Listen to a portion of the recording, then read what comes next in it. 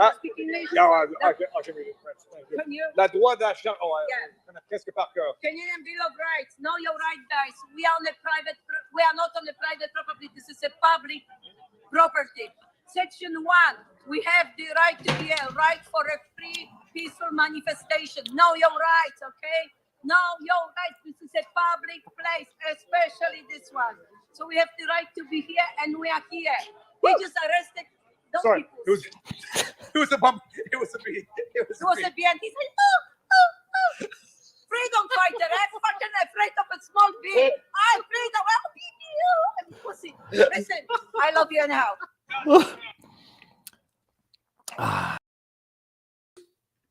Yeah, I figured we'd have to start with the funny stuff before getting into reality. For those who didn't understand, because the lady, I didn't get her name, had a bit of an accent. I mean, you can go watch that part of yesterday's live stream from the Ottawa Rolling Thunder rally. She was a Polish woman. She is a Polish woman from Poland. So has escaped a communist regime and knows what it smells like as it starts to fester and rot in an otherwise free society. She knows. So we had an interesting discussion because she's from Poland. She appreciates what communism looks like, what happens once it sets its fangs into an otherwise living creature and then sucks the life out of it. And she was handing out printouts of the Canadian Charter of Rights and Freedoms, French and in English. And as she's telling me about it, and I'm very aware of its importance and how it has been systematically desecrated by the current regime in Canada, it turned out to be a honeybee. So it was a very beautiful, soft, fuzzy honeybee. But when I hear the zzz and I see it land on me, there's no thought, there's nothing. There's me screaming like Homer Simpson, ah! And then she in her accent says, "Don't be pussy." And it was loving. It was heartfelt. I took it as, what's the word? A term of endearment. It was hilarious. Then she went on to talk about how her friend had been arrested because her friend had been shoved by the police, and then responded improperly in turn. And police seized on that improper response to arrest a 60-some-odd-year-old woman at a protest. So, yes, I see people talking about the hair. My wife wants me to, she's hinting at cutting it, but I'm like, I'm on the verge of getting a ponytail. You can't cut it now because then I won't get the ponytail. So when I get the ponytail, it'll be effectively cut. I'm not cutting it. I'm not cutting it. We put it to a poll and the internet rules. So I said I was going to start with the funny stuff before getting to the unfunny stuff. I just got back from, look, hey, Jim Watson, mayor of Ottawa. You got 7.5 hours of live. It might have been 8 hours. It was 8 hours of live stream footage to go look for your racist, sexist, homophobic provocation that you were warning people about. Warning in advance. We've entered Minority Report, people. Not only can the government read minds and attribute the illest of intentions, and I mean ill as in bad and not ill as in cool. Oh, that's an ill beat.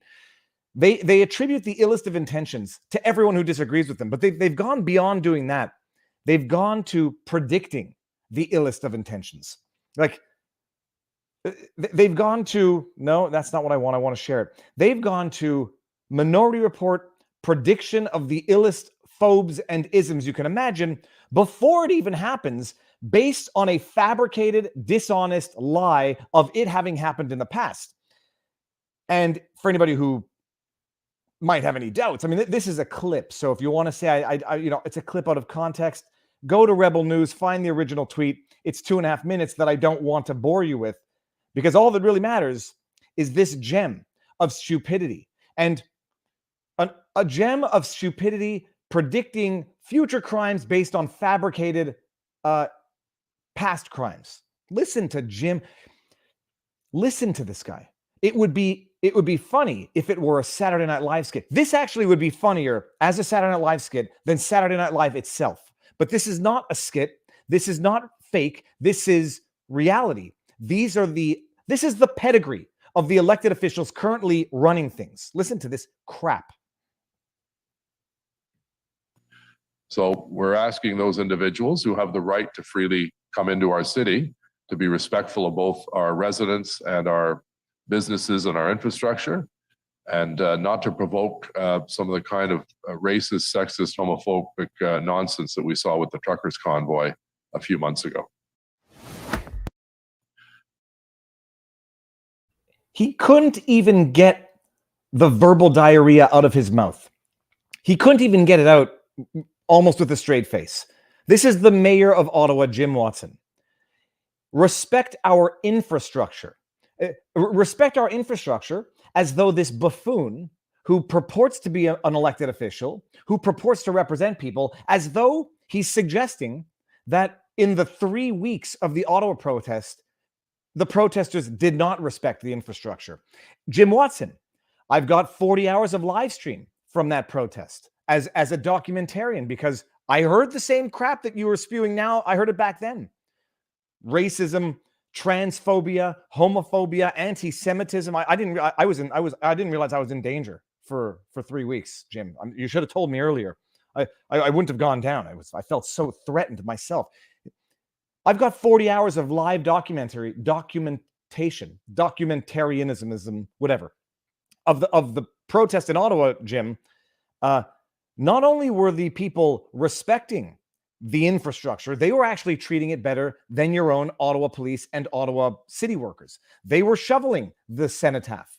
They were salting the streets. I literally commented on this because they were shoveling the streets in front of Parliament. Yes, true. They were on those streets, so maybe the city workers couldn't get there. But if you allude to the idea that you can go protest as you're within your rights, but respect the infrastructure, you are suggesting that in the past, the infrastructure had not been respected by ralliers, protesters, whatever you want to call them. 40 hours, dude. 40 hours, and there was salting, shoveling, 24/7 surveillance of the cenotaph. They were helping people. They were feeding the homeless. Better than I saw the homeless getting fed when I was there on the weekend, Jim. But no, you say, we don't want to see you provoking any. Provoking? How do you provoke racism? Acts of racism? How do you provoke acts of homophobia? Are you suggesting that anybody who commits that type of act would have been provoked by the ralliers? Like they go around and saying, hey, dude, you know, it'd be really cool if you act homophobic. That would be awesome. That's what we're here for. The rally, the Rolling Thunder participants, they're there to get people to do racism. Yeah, Jim, you got it all figured out. But when you have your elected officials spouting this type of, it's absurd conspiracy theory imaginings. When you have your elected officials, Justin Trudeau, coming out, I saw racism, transphobia, homophobia on display. When you have your elected officials from the top down coming out and spewing this nonsense, what do you think happens? Do you think some people believe it? Do you think some people who, you know, like what was his name? Igor from Top Secret?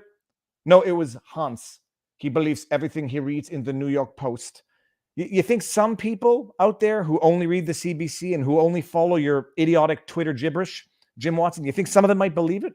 You think some of them might be motivated to act based on your characterizing of peaceful protesters as whatever ist and phobe you can imagine? Do you think it might motivate people? Do you think it might give people the requisite political permission slip to carry out certain acts of in their minds, justice against those who are fascists, racists? Do you think, Jim, do you think, Justin, that might happen? Don't think much longer. Here it is, people. Here it is. Hard evidence that when your leaders spout rubbish, people are going to follow. Now, I will add the caveat. It's possible this incident is a hoax. We've seen it before, and we can't pretend it's not within the realm of possibility. There have been people spray painting synagogues with swastikas, and we find out it was actually a hoax. What else? I mean, we had a number of incidents that turned out to be outright hoaxes. Then you had some incidents which actually turned out to be totally unrelated. I think it was Philadelphia. A bunch of tombstones in a Jewish cemetery fell over, and people immediately rushed to vandalism. Hate-inspired vandalism, and it turned out they fell over because of softening of the earth and high winds, and it was totally natural. But in this case, Jim, I wonder who could have motivated someone to vandalize a church. Because for those of you who don't know, what was referred to as the biker church, where the bikers were meeting or parking in advance of the rally, it had been vandalized. Wait until you hear how they characterize the vandalism. Demonize everyone who disagrees with as whatever phobe or ism you can think of, anything becomes justified. Now, I know what's going to happen as I bring this up. It's not going to bring up the article. So let me just go back here, cut. Let's just go to this article. Let's just go to this article, people, and just see how they're describing it.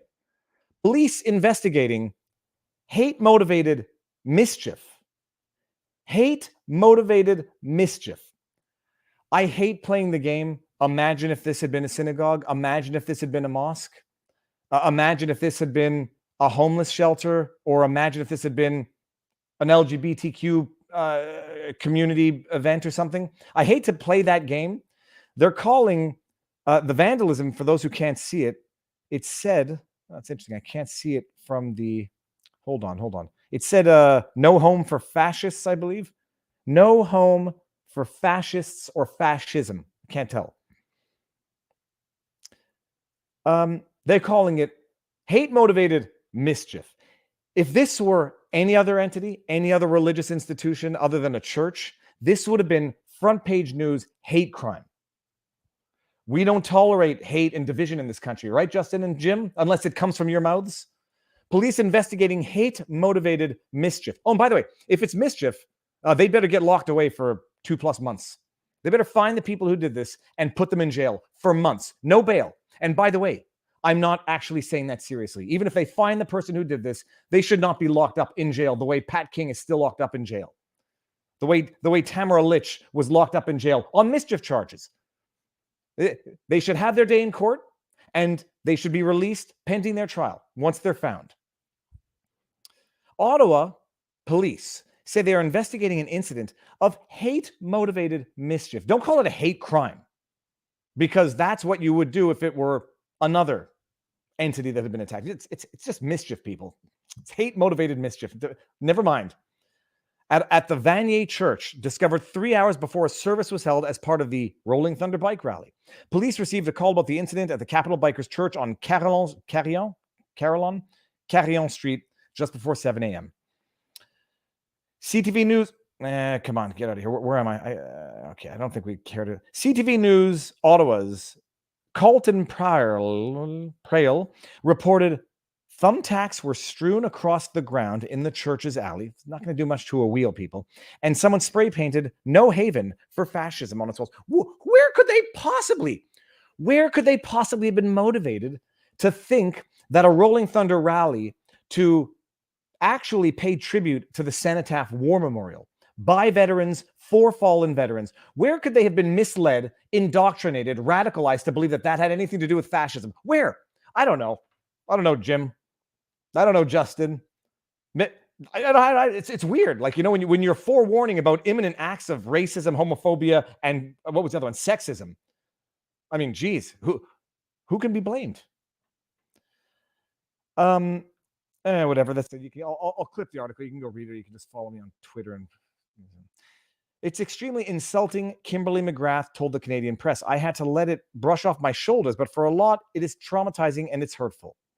Worshippers and Rolling Thunder supporters packed the church for the Bikers Church service Sunday morning, the final scheduled event of the weekend. I wonder why there have been a spate of church burnings in Canada. I wonder who could have possibly been misled, indoctrinated, radicalized to think that the Rolling Thunder rally had anything to do with fascism. And the ultimate, I mean, it's just, I know we're living in bizarro universe, bizarro times. Who could not see the irony in spray painting on a church, "No Home for Fascism"? Who could not see the irony that maybe in some realm of, an accurate reality, spray painting on a church is the act of fascism? I mean, the fascists, literally engaged in what became known as Kristallnacht.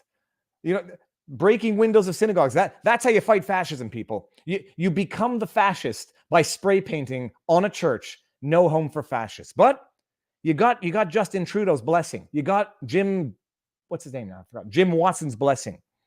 It's funny how these things happen. It's almost like there's a cause and an effect between vitriol coming from the elected officials and people who listen to that garbage and their state-sponsored propaganda from the CTV, CBC, Global News, Radio Canada, you name it. That feels good. Okay, I feel better now. And Good Times Music, welcome to the channel. Now, I see Barnes in the background, so I'm going to do two things. Standard disclaimers. No medical advice, no legal advice, no election fortification advice. The chats, I'm going to miss some. If I miss your chat and it's going to miff you, do not give the chat. I don't like people feeling grifted, rook, shilled, whatever it is. So don't do it. But thank you for the support for those who do. YouTube takes 30% of super chats. If you don't like that, we are simultaneously streaming on Rumble. I don't think we have Donald Trump numbers yet, but we'll see. Rumble has a Rumble rant, the same thing as a super chat, except Rumble takes 20%. Better for the creator, better for the platform. And what else? You can support us at vivabarneslaw.locals.com. Drinking game every time Robert Barnes says it tonight. Take a sip of whatever you're drinking. I turtly love you. And I'll just catch up on 6 super chats that I missed. And then I'm going to bring them up periodically as we go. Seize the day. I saw you yesterday at the rally. Great to see you. Pleasure meeting your hair. Oops, I mean you. It's funny running into actual, you know them by avatars. You know them by personalities through their comments. It's nice. It's beautiful. It's surreal running into people in real life. Cobes, I want to ask these men who are bold-faced lying if they think their mothers are proud. Mendicino, etc. I try not to go straight for the shame of the mother, but I do live as though my father watches everything I do. Salting the streets, you say. They were salting this. Jack Spinney, I saw him salting the cenotaph, shoveling it, clearing the snow, paying tributes to their brethren. Only recourse is to ensure Poilievre wins. I'll disagree with you on that, but I respect where you're going. Ray K, Freedom Fighters Canada are investigating how the vehicles got on Rideau and heard you interview people who were told to go straight to the march into what looks like a setup. Well, for good or for bad, my live stream is up there unedited. People really need to appreciate they're on a live stream when they talk, but all right. And Kinzinger submitted a resolution to send troops to the Ukraine of Russia. Supposedly uses. Okay, I don't want to read this, but I'm gonna read this. Everyone can read this. Now, on the menu for tonight, peeps. It's lots of stuff. I mean, the list Robert sent me was long. The Trump criminal charges, contempt. I mean, it's a banana republic that we're living in everywhere. But there's good stuff on them. We're gonna go over it all. Who even needs to know what's on the menu? Okay, I see Robert there, and I'm not going to keep him waiting much longer. Robert, incoming. Booyah. How are you doing, sir? Good.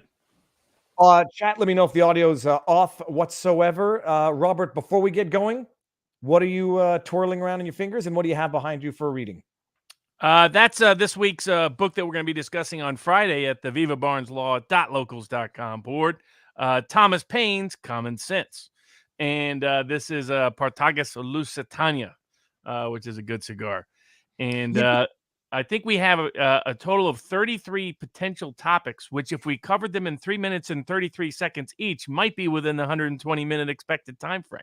You know, if we do anything within, well, like Justin Trudeau's, I'm going to give you this, because it's 2022, I'm going to give it to you in 20 seconds. We'll get to the big stuff, and then we'll trickle through what's, some of the other stuff might be more or less of import to the community. What was I just about to say, Robert? Oh yeah, so I mean, let's start with I guess the most obvious. Anything new coming out of Russia, Ukraine this week, other than Nance? Apparently now that guy that Nance, who was in the standby guy who was in Ukraine, said he was going to go fight in the front lines, is now saying he's not going to, from what I understand. Yeah, and Angelina Jolie, I think, is making her celebrity tour. So, I mean, pretty much whatever Ukraine is accused Russia of doing it's increasing evidence that, of course, in fact, it's Ukraine that's done it. And this is across the board. The confession through projection filter has been extraordinarily useful as our new Ministry of Truth here in the United States at the Department of Homeland Security is being run by someone that's deeply connected and embedded with the Ukrainian conflict. Maybe that's the reason why she's been chosen. But to give an illustration, not only is it, like Russia was accused of mining civilian roads and dams and bridges, and turns out it's the Ukrainians. Russia was accused of targeting civilians and using civilians as a means of defense. It turns out it was the Ukrainians. Russians purportedly were doing mass desertion and mass confusion in terms of where their soldiers were located. Ukraine had over 1,000 soldiers just quit, surrender yesterday, while they had riot protests in some cities in the war, old draft protests, which we used to torch New York City during the Civil War. During the draft riots back then, they're starting to have draft riots in Ukraine. And all of that sort of craziness for people who want to follow what's happening legally that's somewhat new is that there's international lawyers gathering to support what appears to be a Russian intention of putting on a Nuremberg 2.0 set of trials for what took place in the last 8 years by various Ukrainian militia and military components.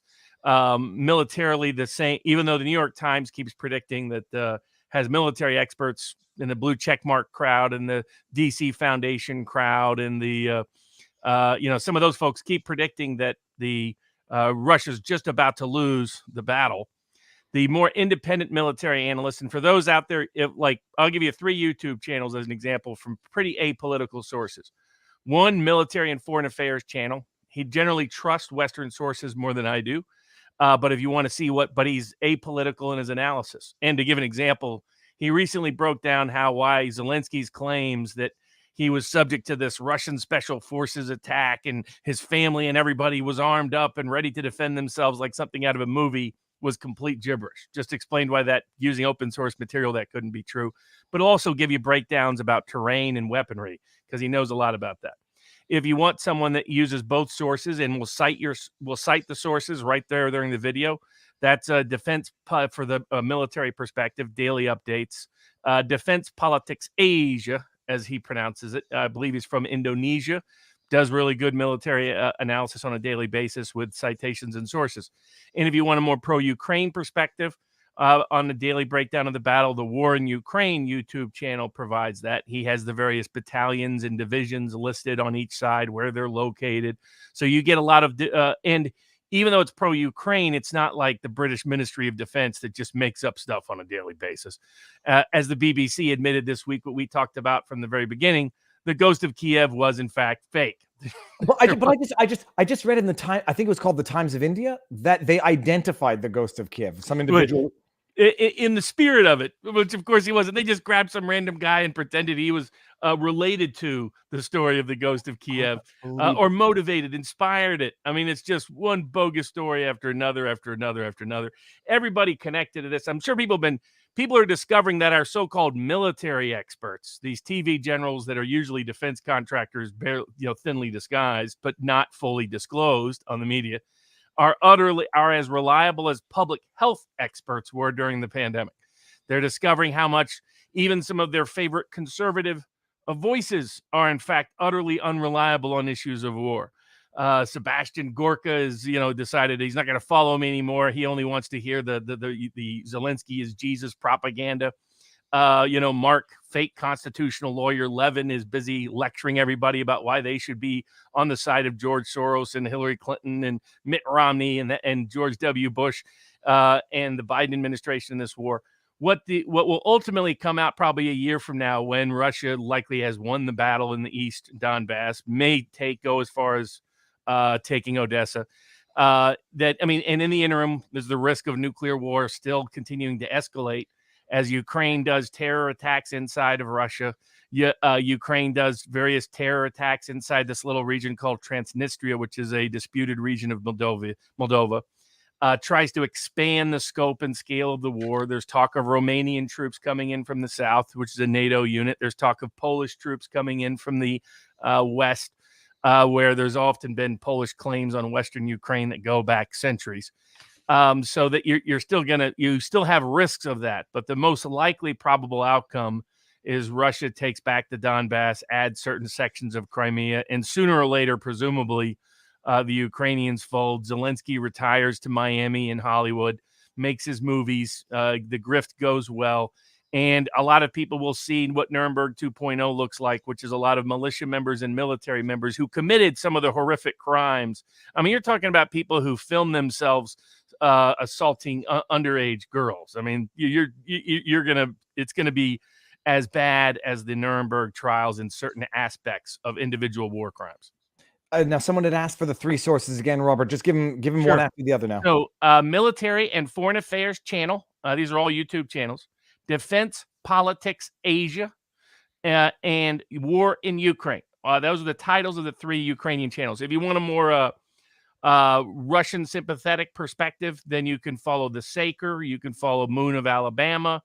You can follow South Front. Those are all 3 websites where you'll get military. I mean, the Moon of Alabama has a military background. People that write on the Saker have military backgrounds. People that write at South Front have military backgrounds. One of my favorite guys I've discovered is on Twitter. It's like the pandemic where you discover these data nerds who gave great information who were just apolitical beforehand. And that's Armchair, like this armchair. Armchair Warlord is his Twitter name. He's a longstanding Army guy, U.S. Army guy. He does breakdowns that are really practical, like short Twitter threads, not like nutty Seth, whatever his name was, Twitter threads, short 8 tweets kind of thing, 4 tweets kind of thing, but explaining things like how do fortifications work in modern warfare? How can you infer the supply logistics of Russia or Ukraine based on the amount of artillery used in a given day as conceded by both sides? Really practical, but very informative technical analysis. You can get that from there as well. So those are some of the independent sources that I've come across. You cannot trust any of the institutional sources in the West because all they do is lie day after day after. They tell lies that contradict themselves. We're gonna get to those lies. Oh, I always recommend for geopolitical analysis. Every day you can follow the Duran. The Duran.locals.com has a lot of their board members are really informative and source and cite a lot of interesting information. And both Alexes have their own channels, Alexander Mercouris and Alex Christopher. I may have mispronounced his last name. I'm sorry if I do, but I mispronounce everybody. They are producing, hours of video content every single day. So if you want the geopolitical summation, and they review hundreds of sources of information, maybe even thousands when you include the Telegram channels and other things they follow from all sides of the equation, India, China's, Brazil, plus Russia, Europe, and the rest. The best analysis you'll get is from the Duran. And again, you can get that at the Duran's YouTube channel, Duran.locals.com, or either of the Alex's channels where they're producing 4 to 5 videos on a daily basis. They're being destroying it in terms of the quality of the content, the engagement, and their daily covering of this. And I was going to say, like, the reason why Robert did not mention the Duran, we mentioned it so many times, and you go on it regularly. So I was referencing the other ones because the Duran is a geopolitical channel rather than a military channel. They say that. They advise people go elsewhere for pure military. We'll give you what our best take is, but we're not military experts. So if you want geopolitics, that's the Duran. People have been asking me where can they follow the battle because people that are interested in strategy, just interested in that, and they want apolitical information. All those 3 sources have their biases in the sense of which sources they trust, but they're all apolitical in how they analyze that information. And that's why I find it useful to use. Patrick Lancaster is a journalist on the ground. So is Eva Bartlett. So is Graham Phillips. All of them, Graham Phillips, Eva Bartlett are more on the anti-war left. Patrick Lancaster has no apparent political bent that I can tell. And there you can get on-the-ground journalism. You can still get it from Gonzalo Lira. What has been confirmed is what happened with Gonzalo Lira happened to hundreds of other people in Kharkov that same weekend. Because the Ukrainian Special Security Forces decided to film it and show it to Western media because they were proud of it. They're talking to this little old guy about how they're arresting him with 8 guys with big guns because of his social media posts. So this is social media. I'm going to get this. This was an Associated Press piece that Jack Posobiec tweeted earlier. It's a 4.5-minute piece. I'm so what's the word? Not gun shy, but I'm so afraid of retweeting something that might not be accurate because this is an Associated. It purports to be an Associated Press piece, and I think it is.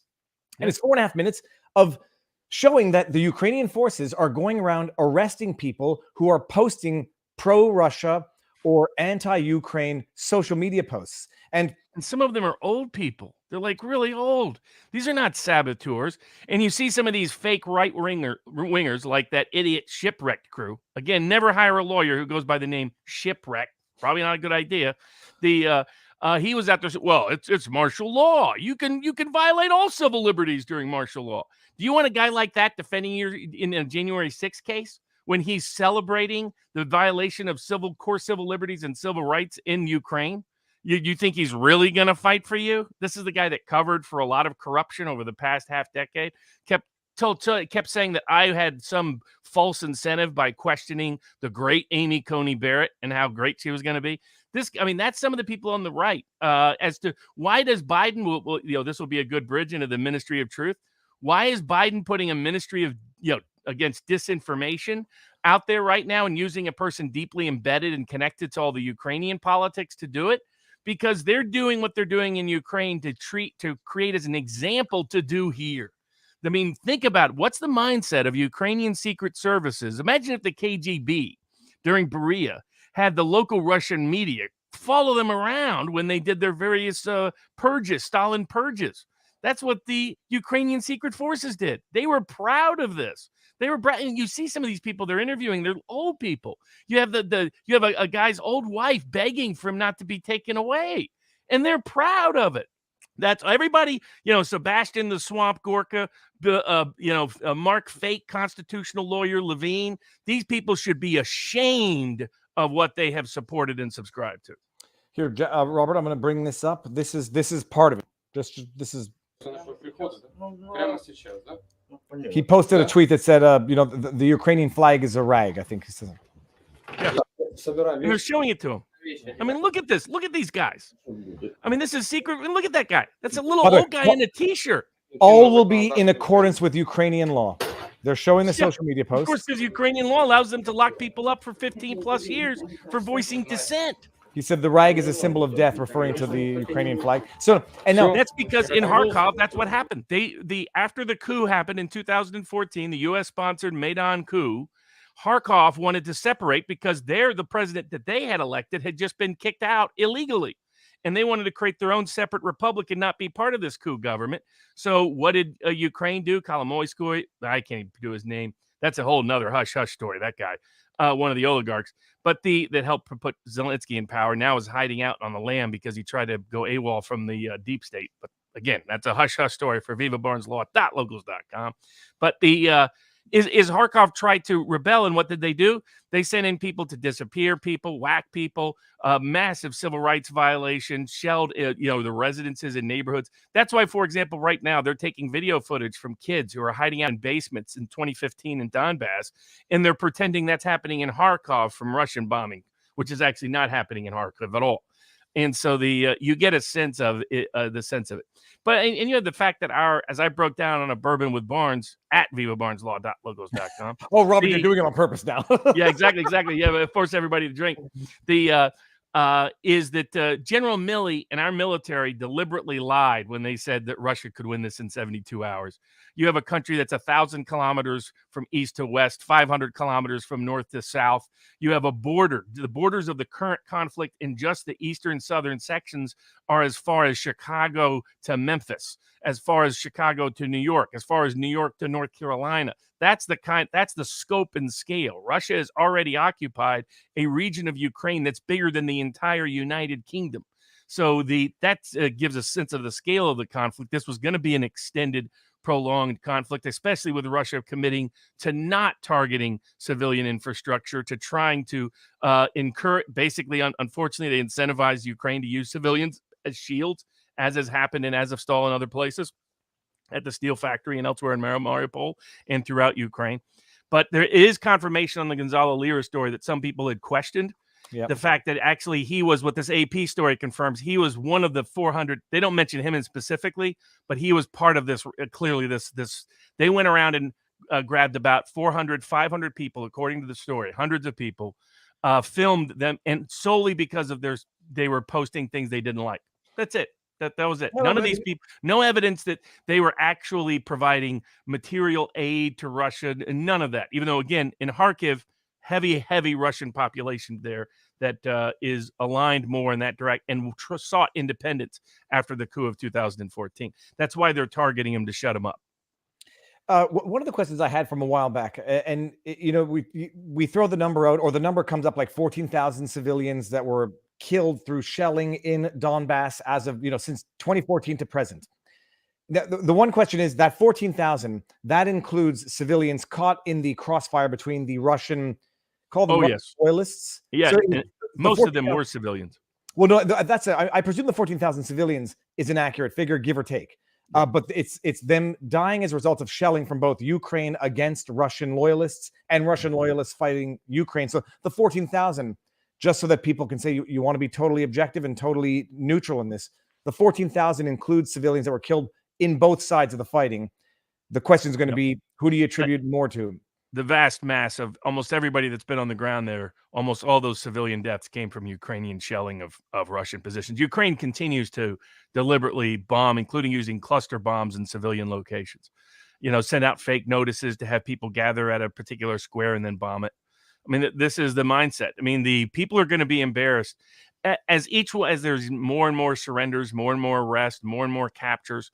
What do they find? They find these guys with Ukrainian with Nazi books, Nazi symbols, Nazi things on their knives and on their belts. I mean, they're and then the stories that come out, what they're confessing to is crime after crime after crime, and this is happening relatively quickly. The same thing is, and then what the refugees are reporting. I mean, that's what they're reporting in mass. Again, when refugees are given a choice between going to Russia and going to the rest of Ukraine, 90% of them in this region go to Russia. So that gives you a mindset of who they think caused most of the harm and damage. The actual residents there said almost all of it came from Ukraine, not came from the various militia units defending their attempts to be independent. Remember, this region is 95% Russian by origin or orientation politically. And that's, if you look at a map, it's pretty much what my first hush-hush was about this conflict.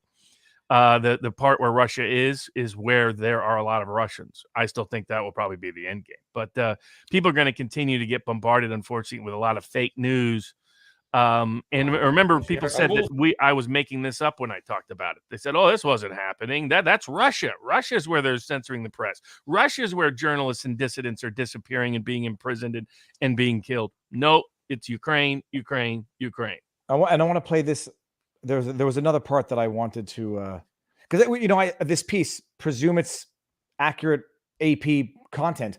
I couldn't figure out it's not playing now. I couldn't figure out if the purpose of this was to show that Ukraine forces are doing good, like this is what they should be doing. This is what Ukrainian thought, because obviously they filmed it for the purposes of sharing it with Western media sources. But I think even some Western media sources were a little unsettled by it.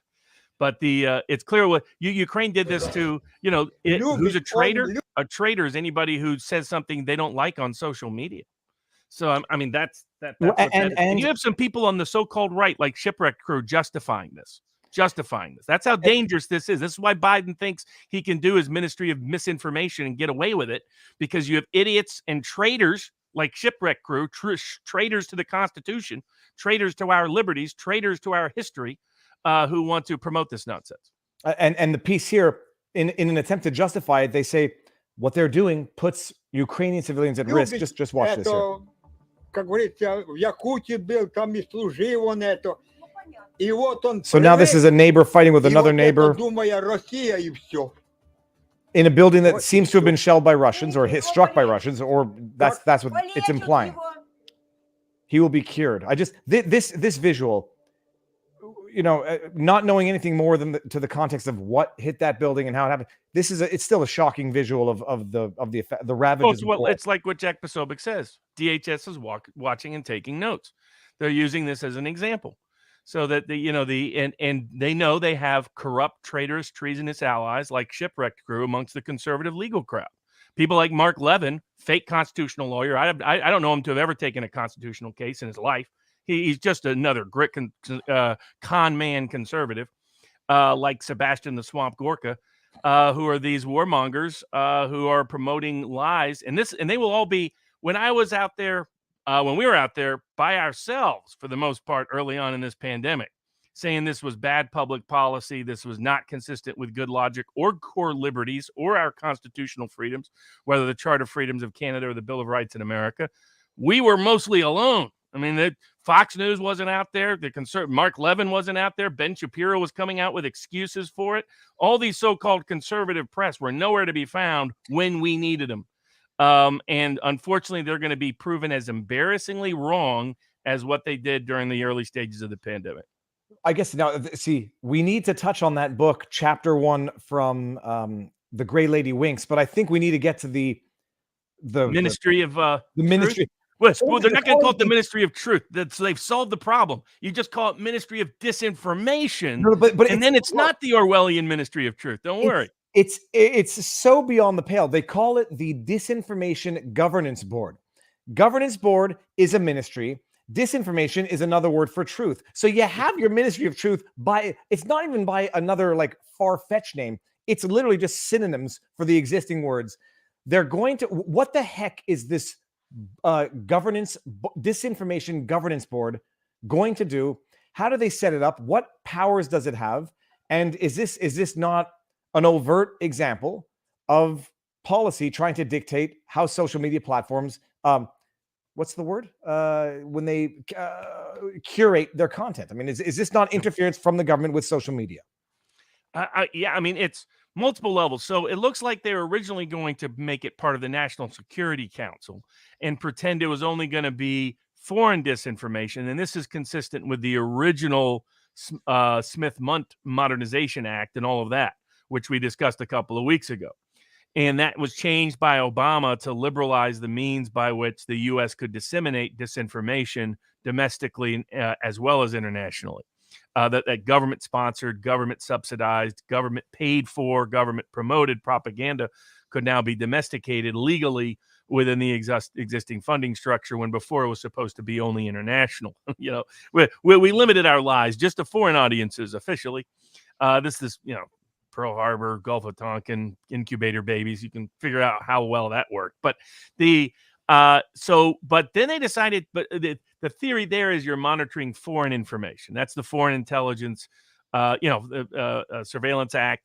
All of those things fit within that legal capacity that when you're monitoring something that's foreign, like stealing Russian assets, as an example, theoretically, it's not necessarily governed by constitutional constraint. You're governing things outside of the border, and there the Constitution's application varies, hence Guantanamo, hence rendition to various foreign places where we torture people. Theoretically, it's not under U.S. jurisdiction. So but they decided to step it up. They're seeing how Ukraine war propaganda was working like a charm, especially including amongst the so-called conservatives, and said, hey, why don't we just put this under the Department of the Securitas for the Fatherland, which I've always loved. We created the Department of Homeland Security after 9/11, which sounded exactly like the Fatherland Securitas from the Nazi days. It was like, somewhere around Dr. Strangelove was up there designing this stuff, with his arm. He just can't, he's trying to keep it from doing the salute, during the film. That's how these people are. And so in fact, the woman they put in charge of it, aside from being nutty and having a lot of very embarrassing social media posts, she has been herself a minister of disinformation for the past half decade, especially as it related to Russia, Ukraine, and Trump, but not limited to it or restricted to it. Apparently has family ties to the far west of Ukraine, where a lot of the ultra-nationalism neo-Nazis originated way back before the Second World War, in between the First and Second World War. So, but that's what it appears to be. And what was amazing is Mayorkas let the cat out of the bag, the head of the Secretary for the Department of Homeland Security, at a congressional hearing last week, because apparently none of this has ever been legislatively authorized. None of this went through any Administrative Procedure Act notice and comment as to its rules, its governance, its guidelines, its appointments. None of that. Nobody that's been appointed to it has ever been approved of by the Senate. It was just created out of the blue and sort of hidden within our massive government bureaucracy to basically govern and control and censor and recommend censorial attitudes and behaviors and organize it in a centralized manner with governmental support and subsidy. And you're right. It raises everybody that's got a case, whether it's Bobby Kennedy's case against Facebook, Berenson's case against Twitter, everybody out there should now ask to supplement the record with reference to this body, because apparently this body's already existed. It's been going for a little bit, apparently. Well, Jen Psaki admitted it. You know, like we asked them, we monitor, and they have backdoor channels to social media platforms. I mean, we know that. But Robert, first of all, we just hit 10,000 viewers live on YouTube. So congratulations. Here's your gift, people. The video. Robert, do you see this? Yes, yeah, because this is the nut job that's ahead of all this. That's the ferocious. It's when a huckster takes some lies and makes them sound precocious by saying them in Congress. First of all, it's Hank's wife from Breaking Bad. But let's keep going. Disinformation's origins are slightly less atrocious. Oh my God, it's that how part. You hide a little lie, little lie. It's how you hide a little lie, little lie. It's how you hide a little lie, little lie. When Rudy... What happens when you put cat ladies who are big fans of Rachel Maddow with power over your information? That's basically what you have. You know, she's got like 8 cats in the background.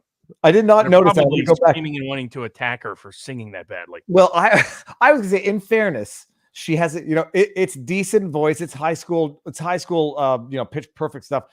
But that's good. And by the way, that's the Mary Poppins of misinformation. Well, that's the thing. It's not just an embarrassing video from her past. And look, if I ever become prime minister or I don't know, governor, and someone's gonna pull up a video of me waxing my legs with a drone, fine, that'll be embarrassing.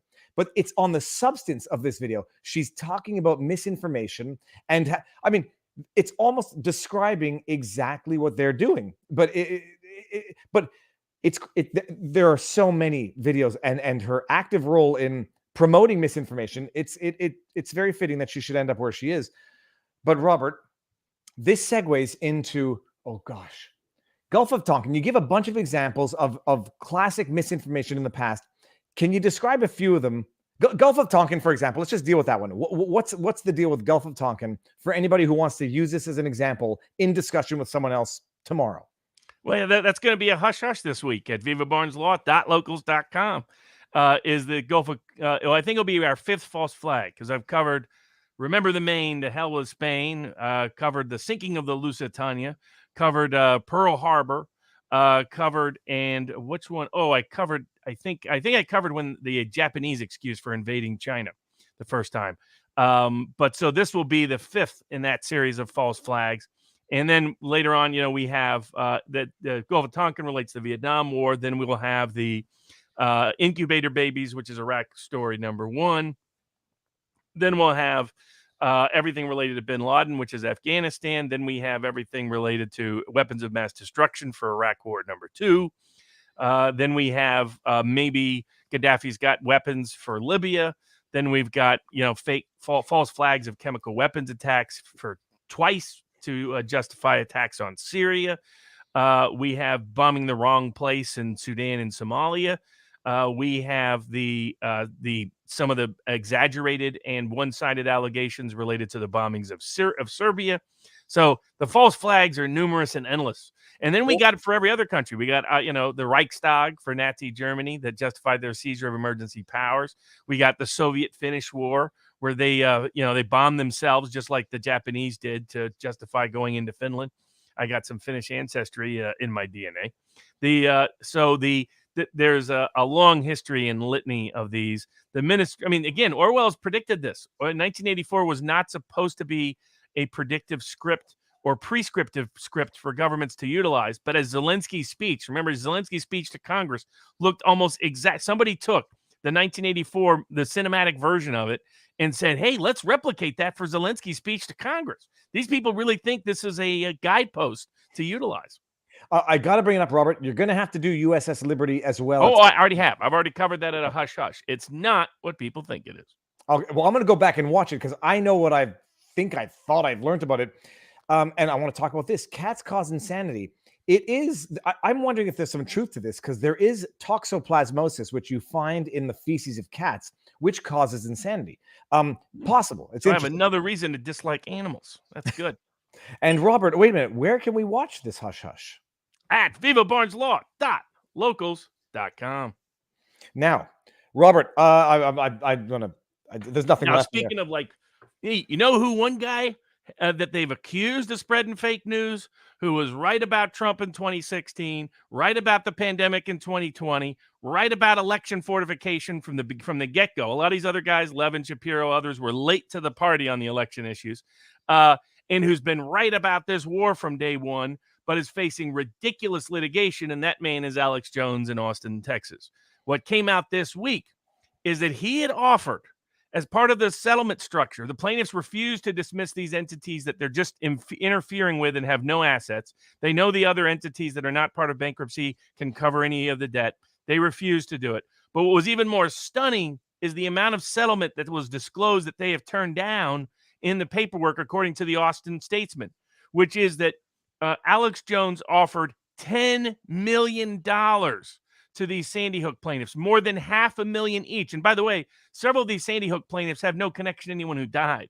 You got former feds suing because they're so traumatized that Alex Jones would question the great integrity of the FBI. We'll get to the Raniere case and some other cases about the integrity of the FBI in a little bit. But at what point do we get to start second guessing these victim? I mean, there's this whole moral mantra over the past several decades, which says the bigger of a victim you are, the more of a hero you are. And this is where I always like Trump's joke about John McCain. I like my heroes not to get captured. Part of what he meant was we shouldn't celebrate people for failing, should we? Or for getting captured. Why does being a victim make you a hero? It doesn't really. Now, I understand plenty of POWs, great people, et cetera. Before I get all the hate from all the POWs, or POW supporters, I understand that's a caveat, but there was a point of truth to that definitely applies to this culture where we have a pyramid of hierarchy of where you are on the victim chart gives you better moral standing. And that's what's happening at this point. Nobody wants to second guess anybody, these Sandy Hook plaintiffs, even though, frankly, they're lining their pockets standing on the graves of dead kids. And again, some of them don't even have any relationship to the kids who died. But it's like, I mean, they're attacking the First Amendment, they're attacking the Second Amendment, and now they're not even willing to accept a bankruptcy proceeding where they're getting the corrupt United States trustee who has caved to illicit influence from the Biden Justice Department and has gone into bankruptcy court. A lot of the U.S. trustees are corrupt. One of the first things people ask me, well, what should a new president do? Fire all the U.S. attorneys and all the U.S. trustees. Start there. Fire everybody that's in the FBI, that's anybody in the hierarchy. Just fire them all. Fire anybody in the Pentagon that's above a certain level. Because, frankly, you couldn't get worse than what we currently have. Promote randomly and you'll be better off. The U.S. trustee interfered in the case, is trying to prevent the now. I mean, this is Alex Jones. He's been denied a right to bring his motion to dismiss, denied a right to bring a motion for summary judgment, denied a right to bring a anti-SLAPP motion, denied a right to speak about the case outside of the context of the case itself, or he will be punished inside the courtroom, denied a right for a trial on the merits. And now they're trying to deny him a right to use the bankruptcy laws to come up with what is an incredibly generous settlement to these greedy, grifting, ambulance-chasing plaintiffs who want to violate the First and Second Amendment. And I know what you're doing. I know this tenor is going to rub people the wrong way. I know, but people got to quit. You are not, because something bad happens to somebody you know or to a family member does not give you immunity or impunity to attack the First Amendment, to attack the Second Amendment, and to line your pockets and go after people who are not responsible for that injury. And I had only heard previous to this that Alex Jones had offered like $150,000 per plaintiff, but no, it is what it is. It's a weaponized system to treat people differently based on political ideology, political leanings, and to say I'm immune from criticism because some tragic event happened in my past. If that's gonna be our standard, free every criminal. Because there's not a criminal in the world that hasn't had some trauma in their past. So all the criminals now get a free pass. We've got to quit giving a free pass to these Sandy Hook plaintiffs just because something bad happened to some of them. Again, not all of them, to some of them in the past. Because Alex Jones had nothing to do with that. He had nothing to do with it. Quit blaming him for something that he had nothing to do with.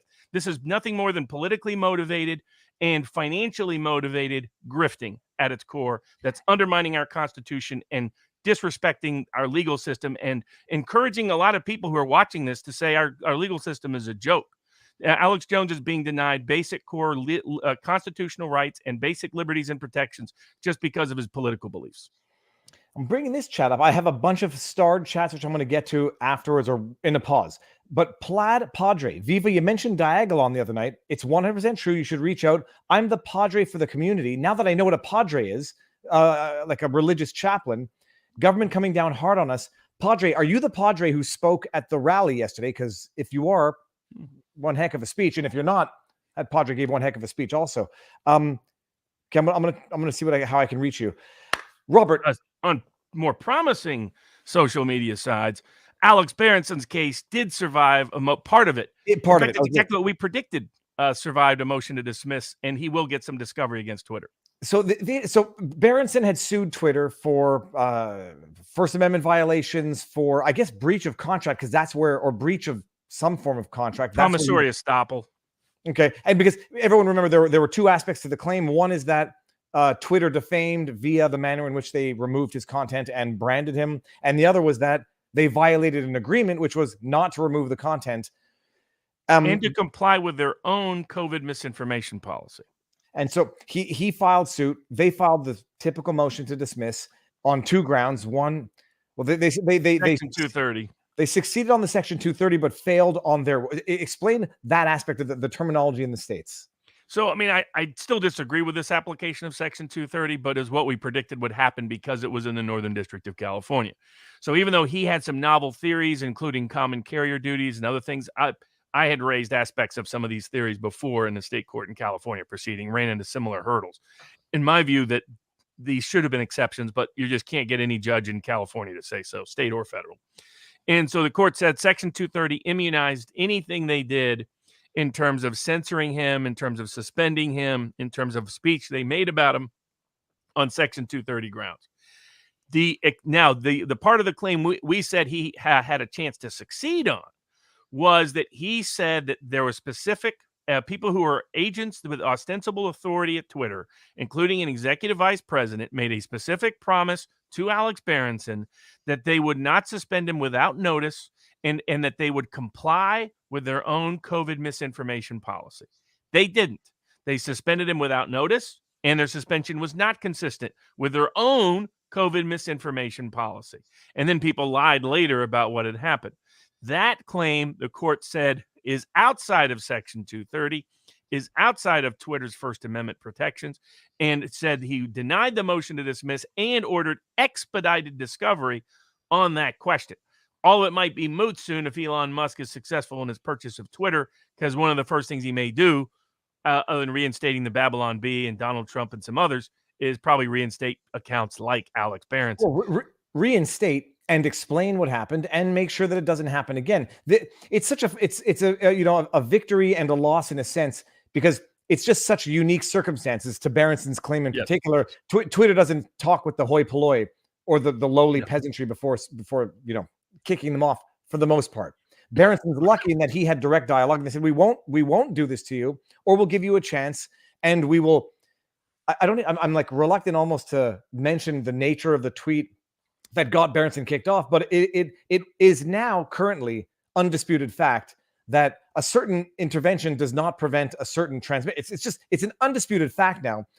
And the narrative has shifted to, well, it decreases symptoms and it reduces hospitalization, whatever. What he got booted for is now an undisputed, admitted public fact. But at the time, he's just, I guess, very, very lucky in a sense, because but for that, his suit would be tossed. He had certain assurances that they violated, but they still get away with the Section 230. And it's like, Robert, I don't understand how the courts at a preliminary motion to dismiss stage are taking for granted certain fundamental principles of law that, as far as I'm understanding, haven't been formally affirmed, approved, and ratified by the courts. That 230 immunizes any and everything. Like, has there been a hearing on the merits, a judgment other than the original two? And the same thing as the state actor theory. He's just dismissive of that right out of the gate. I mean, like a couple of sentences. And essentially what the courts are requiring is you need proof that Joe Biden called up Twitter and said, remove Bobby Kennedy's account. And if you don't have that, then they're not allowing you to sue in the Ninth Circuit. Now, we'll find out with Bobby Kennedy's case because he had a lot of evidence of the scale and scope of direct collusion with Fauci targeting Children's Health Defense and Bobby Kennedy to remove him from Facebook and to demonetize as much as possible everything related to Bobby Kennedy speaking out about what was happening with COVID, especially. And yet the district court didn't allow that case to go forward. So that's going to be argued, oral arguments coming up in the Ninth Circuit Court of Appeals, and we'll see what happens. We'll see if the U.S. Supreme Court takes one of those cases to assess it.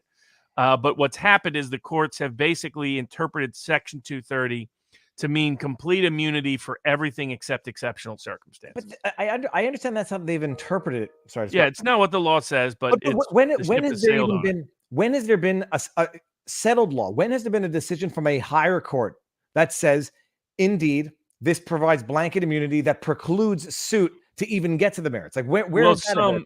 there's a Ninth Circuit decision. There's some California appellate decisions that use language to that effect. But they never go that far. It's by implication rather than straightforward. Because the law doesn't, the plain reading of the law doesn't support the breadth of their claims. But it started slowly and steadily, and the key, in my view, also was big tech corrupted the legal academy and legal news publications. So big tech was often sponsoring professors, sponsoring think tanks, sponsoring certain publications, sponsoring advertising in some of those publications. And so some of these publications that report to be independent legal analysis of issues related to Section 230 were in big tech's pocket. So almost every academic law review article supported big tech, an expansive interpretation of Section 230. Almost all the everyday, your courthouse news, all those, your legal publications, Tech Dirt, some others, all were just, some of the blogs, extremely pro big tech on everything related to Section 230. And if Section 230 didn't cover it, then the First Amendment immunized big tech. It was that combination. Your David Frenches of the world, what I call on the conservative side, a lot of your corporate whores, a lot of those, that crowd was very much has helped create a belief amongst judges on both the left and the right throughout the legal professional class that Section 230 was meant to be a magic pill that immunized almost anything Section 230 did. But credit to the court for being able to at least carve out this part of the claim so Berenson's claim can go forward, and he'll either get legal relief, I believe, or legal remedy. Twitter would be smart to settle, not just subject themselves to discovery, or Elon Musk will reinstate him because it looks like his purchase is likely to go through, especially given his very big, huge win in Delaware court this week. Do we get to that right now, or do I have one question before People that? are worried about, whether he has the money for stuff.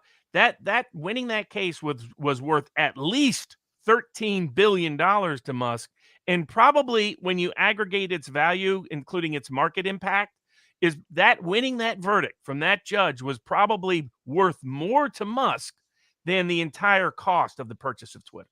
Okay, now hold on. Before we get there, Berenson's case, it's going to proceed. He's going to get to discovery. Is that discovery going to be the judge ordered expedited discovery? Well, but is it going to be very much limited to correspondence for the agreement and not, at large verifying how Twitter censors? It's limited. Okay. I'm sure that there's still embarrassing information in there, though. Okay. And now before we get to the Solar City, Robert, hold on. There were 3 Rumble rants, which I've been told to get to.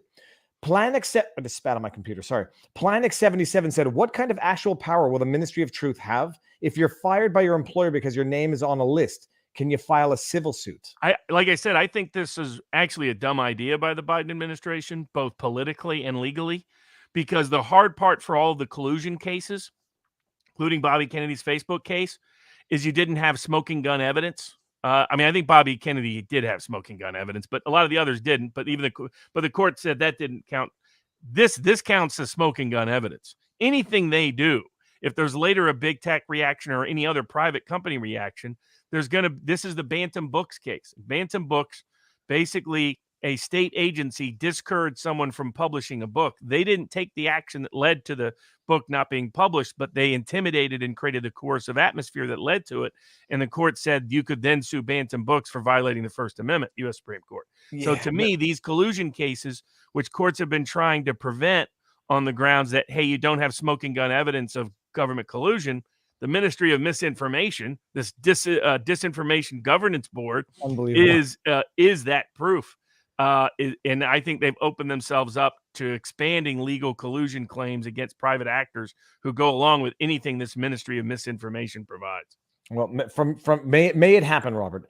Facts Matter says Rumble is greater than YouTube, Ministry of Truth, and Scary Poppins. And then Facts Matter. Scary also, Poppins, I like that. Instead of Mary Poppins, Scary she's Poppins. Scary Poppins. Well, I someone like said that. Mary.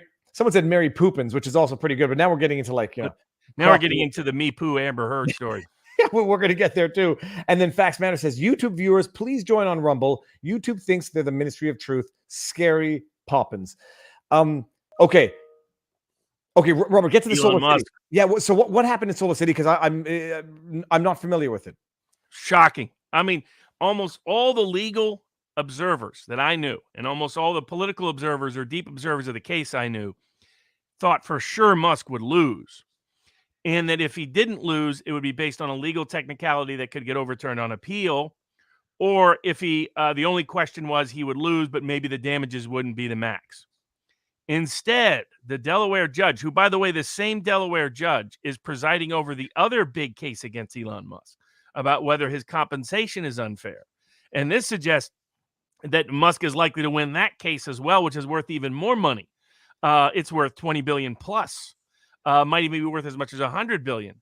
So Musk winning this case was massive because of this judge also presiding over that other case. But the at risk was a $13 billion judgment. On top of that, there was the market impact. Because here's what happened. Elon Musk had an investment in Solar City and, of course, in Tesla. What happened is he got Tesla to buy Solar City. He formally recused, but informally not so much. He went out and promoted the heck out of Solar City, and then later it turned out Solar City had a bunch of problems and sunk into oblivion. So on paper, it looked to be a bad sale, and it looked to be a bad purchase, and it appeared to be a purchase in which Musk was compromised, in which there was no disinterested, what they called a special committee. A lot of these special committees are bogus, but a corporation gets in trouble, and they appoint a special committee of disinterested people to make sure that it's the right idea. Whether it's a sale or a purchase or anything else, or a new investment, new project of any scale or substance. Quite frankly, frequently those special committees are just as conflicted, but just not in any way that anybody can see on paper.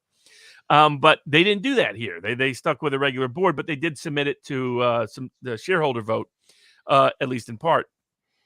And but what was interesting is there were a bunch of legal premises he could get into, and those legal premises could be much more easily challengeable on appeal.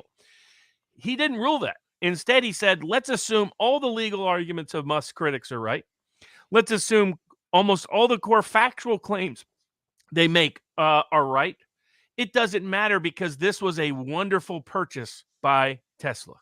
And why? He said, look, Musk is trying to brand Tesla for stock market purposes as an alternative energy company, not just a car manufacturer. So he didn't look at any of the details of Solar City in particular. I mean, it's a long extended ruling and he gets into that. But his broader ruling is, look at what Musk is doing. Musk is promoting Tesla stock on the grounds that it's an independent energy company. Buying Solar City is perfect for that. Look at the long-term valuation of this is also because Tesla stock has kept going up, I think, helped Musk tremendously. Basically said, Musk is a great salesman. This is a great pitch. This purchase made perfect sense within that great salesman and that great pitch. Tesla stockholders ultimately got fat on this. So this was, by anybody's definition, a substantially fair dealing. So even if you use the defendants or the plaintiffs in the case, use the plaintiffs, the most friendly legal standard and most friendly factual assumptions, Musk still wins. That's why it has almost no chance of getting reversed on appeal. Establishes that Musk has a fantastic chance of prevailing in the other case against him.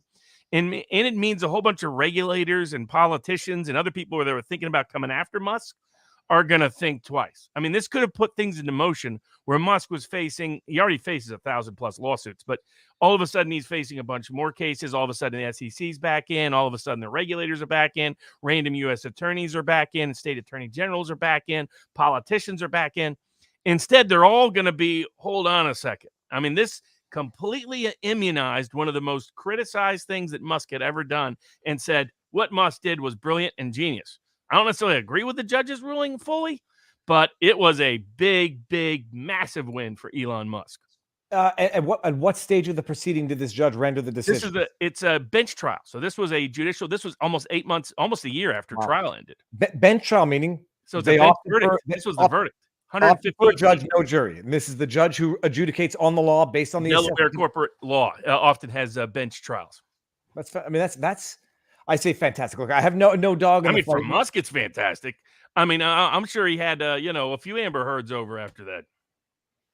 Just remember to use the toilet. Okay. All right. So what does Musk do now with this with the outcome of this judgment? Oh, it's massive. I mean, what it means is he's at much less risk all the way across the board, legally, politically, and financially. And it's going to put a huge shock into all the people that thought they were going to get rich eating up his carcass. That's how I read it. Almost nobody saw this coming. There are people who thought that maybe he finds a legal technicality that goes up through the appellate food chain, or maybe he says $2 billion instead of $13 billion. Not this was a great deal. When he actually says this was a great deal. It was like, wow. So it was, and it's a very down deep. When I read it, I thought, wow, this judge is a Musk fan. He's a Musketeer. He's a Muscovite, a secret one, which means Elon is in good stead because this is the Delaware judge presiding over his other big case. It's fantastic. I mean, it's very interesting. Someone had asked a question in the chat, which I forgot now. Darn it. Okay, Elon Musk. There was another lawsuit that we were going to talk about, which fit in with Elon. Do you want to talk about what you think of what went on with Johnny Depp, Amber Heard while we're talking about Elon Musk and relations over the last week? What are your thoughts on what's going on? So just a brief update on that, because there's all the other legal channels are covering it in great detail. Most of our core audience kept saying, please God, don't spend much time on Johnny Depp. So just three things. It was the first time I'd ever seen a lawyer object to his own question. I haven't seen that in a trial before, but we saw it in Liar Liar. We just never saw it in exactly. But Mr. Rottenborn did precisely that. The second thing is a shrink basically testified that was an independently appointed one that, yes, indeed, Amber Heard is batshit insane and lies all the time. And then third, there was a great Scottish security guard who gave good testimony, or I think he was Scottish. He had a heavy brogue. It's not as bad as like true Scottish. Like I watch Critical Drinker and I can understand what he's saying. Or when we interviewed the great Scotsman there. Count Dankula. Yeah, exactly. I could understand 95% of what he was saying, but if you want to try to watch a Scottish movie, I have no idea what in the world's going on. I need subtitles, and yet they claim to be speaking English. I don't know what that is. But the Scottish, he was a little bit better security guard, funny guy. There was another first. I saw a witness testify live at trial through a deposition while he was vaping and driving. Which I had never seen that before. And he was funny. He was your old school Mexican-American LA kind of guy. I know a bunch of those guys. He was the doorman, and he was explaining how nuts Amber Heard was that she thought that the dog scratching at the bottom of her door was some stalker trying to break in. And he's like, yeah, to keep going up there with this nut. And so the ultimate conclusion, Amber Heard lied. A lot more evidence proved it. Amber Heard still batshit insane. A lot more evidence proved it. Any rational jury will rule in Johnny Depp's favor. I was going to make a joke that the trademark infringement for the witness who was testifying from his car, vaping. We don't know what he was vaping, and then starts driving while he starts parking, and then the judge afterwards like, I've never seen anything like it was classic. Robert, now, but here's the thing. I know that I said at the beginning of this, if I were Johnny or his attorneys, I would have maybe recommended against taking the suit because you'll both come out dirty and ugly. Am I wrong? Do you think that win or lose at this point, it's a win for Johnny? And what do you think the chances are? We don't know what's going to come in Amber's defense and in support of her claim. How do you think this ends up in the hands of the jury? It's a disaster for Amber Heard. And given where Johnny Depp was and being blacklisted from Hollywood, he really couldn't lose and could only gain. He's definitely gained in the court of public opinion. He'll probably be reinstated at some roles that he wants. So he's reestablished his reputational benefit. That needs to be reaffirmed by a jury verdict in his favor, but the trial's gone massively in his direction. And for Amber Heard, it may be the end of her career. This some devastating evidence and testimony continues to accumulate against her. I think it's the end of her career and any potential prospects at a future relationship. I mean, this is unless she comes out on the stand and like has some radically amazing No. evidence to support her Crazier claim. crazier in the head, better in other Yeah. circumstances. That Yeah, usually leads to those kinds. The crazies usually find somebody willing to take the bait. Robert, Lucky for Elon Musk that he didn't end up getting stuck in that relationship. it could have been Elon Musk on the stand. It would have been a totally different trial. But everyone, get married young, keep your schmeckel in your pants, and you'll have a happy life. Robert, no, the segue was the SEC versus Ripple. That's where I was going from the Elon Musk. So, like, I'm sort of following it. I can't understand one critical fact about the SEC going after Ripple, claiming that the Ripple tokens, what are they called? Whatever, XP. The Ripple tokens are securities. Now, so the SEC is going after Ripple, claiming that their digital currency, whatever, their digital tokens qualify as securities, which falls under the ambit, the supervision of the SEC. And Ripple's claim is that they're not securities, but they're commodities, thus subject to another body of governance. Two things.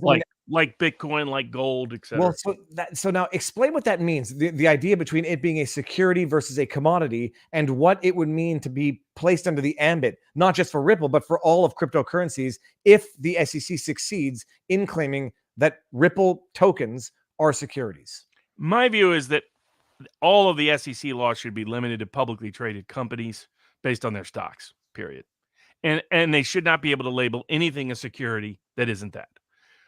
So I oppose all the the SEC regulation of private offerings and all of that. I think that we already have plenty of law on the books. If somebody lies, you can sue them for fraud. You can sue for breach of contract. You can sue for fraudulent inducement. You can sue under promissory estoppel.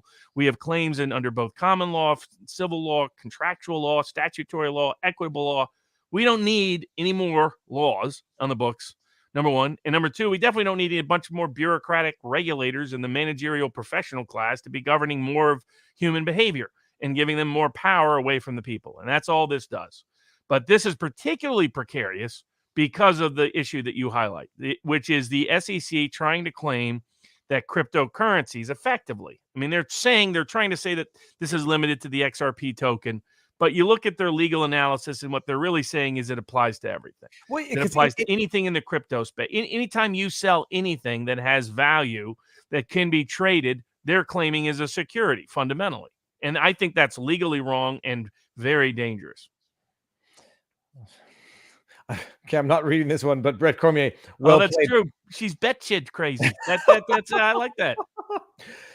So, and that's the idea that they're saying the XRP token is a security. I don't see, I'm an idiot. I appreciate this. I don't understand crypto. I don't see how the XRP token is different than a Bitcoin token. So they test it out. I mean, their theory, they're going after this so they can regulate the whole industry. That's their goal. And so why are we not seeing, I mean, is it possible to see interveners of other, crypto? I mean, Ripple's fighting it very aggressively, and I think mostly effectively. So we'll see how it ultimately turns out. But it's critical that this case not establish a precarious precedent that would put cryptocurrency under the regulation and governance of the SEC, because we know how the SEC will misuse and abuse their power because they have for decades. Well, they'll want to regulate every transaction over $20. Robert, the CEO or the head of Ripple is saying that the SEC is dragging this out. I couldn't understand why they'd want to. Do you know of why, if, and explanation for? Well, because the court should make a clear ruling that it's not covered, and that's what gives the SEC the incentive to extend it, is to delay that ruling if they worry about it coming down, because it would end their ability to threaten that kind of power. I'm going to do. The other thing happening in New York, the other problem is they're still in the Southern District of New York, which is not, once again, I'm not my favorite district. And even though Trump got two good pieces of news over the last several weeks, the new prosecutor that's ahead of the Manhattan District Attorney's Office said he was not interested in pursuing politically motivated cases against Trump. So in protest, his prosecutors resigned and then wrote editorials for the New York Times. But that ended the Manhattan DA's investigation of Trump. Then the New York grand jury that had formed to investigate Trump said there's no criminal, Trump did nothing criminal. So it's being reported that it's shut down and that Trump is not going to face any criminal charges. So out of New York, which had always been clear from day one. I mean, Trump had been the most investigated man in the world, and it was obvious if there was even a speck of problems, it would have been blown up as a mountain by now.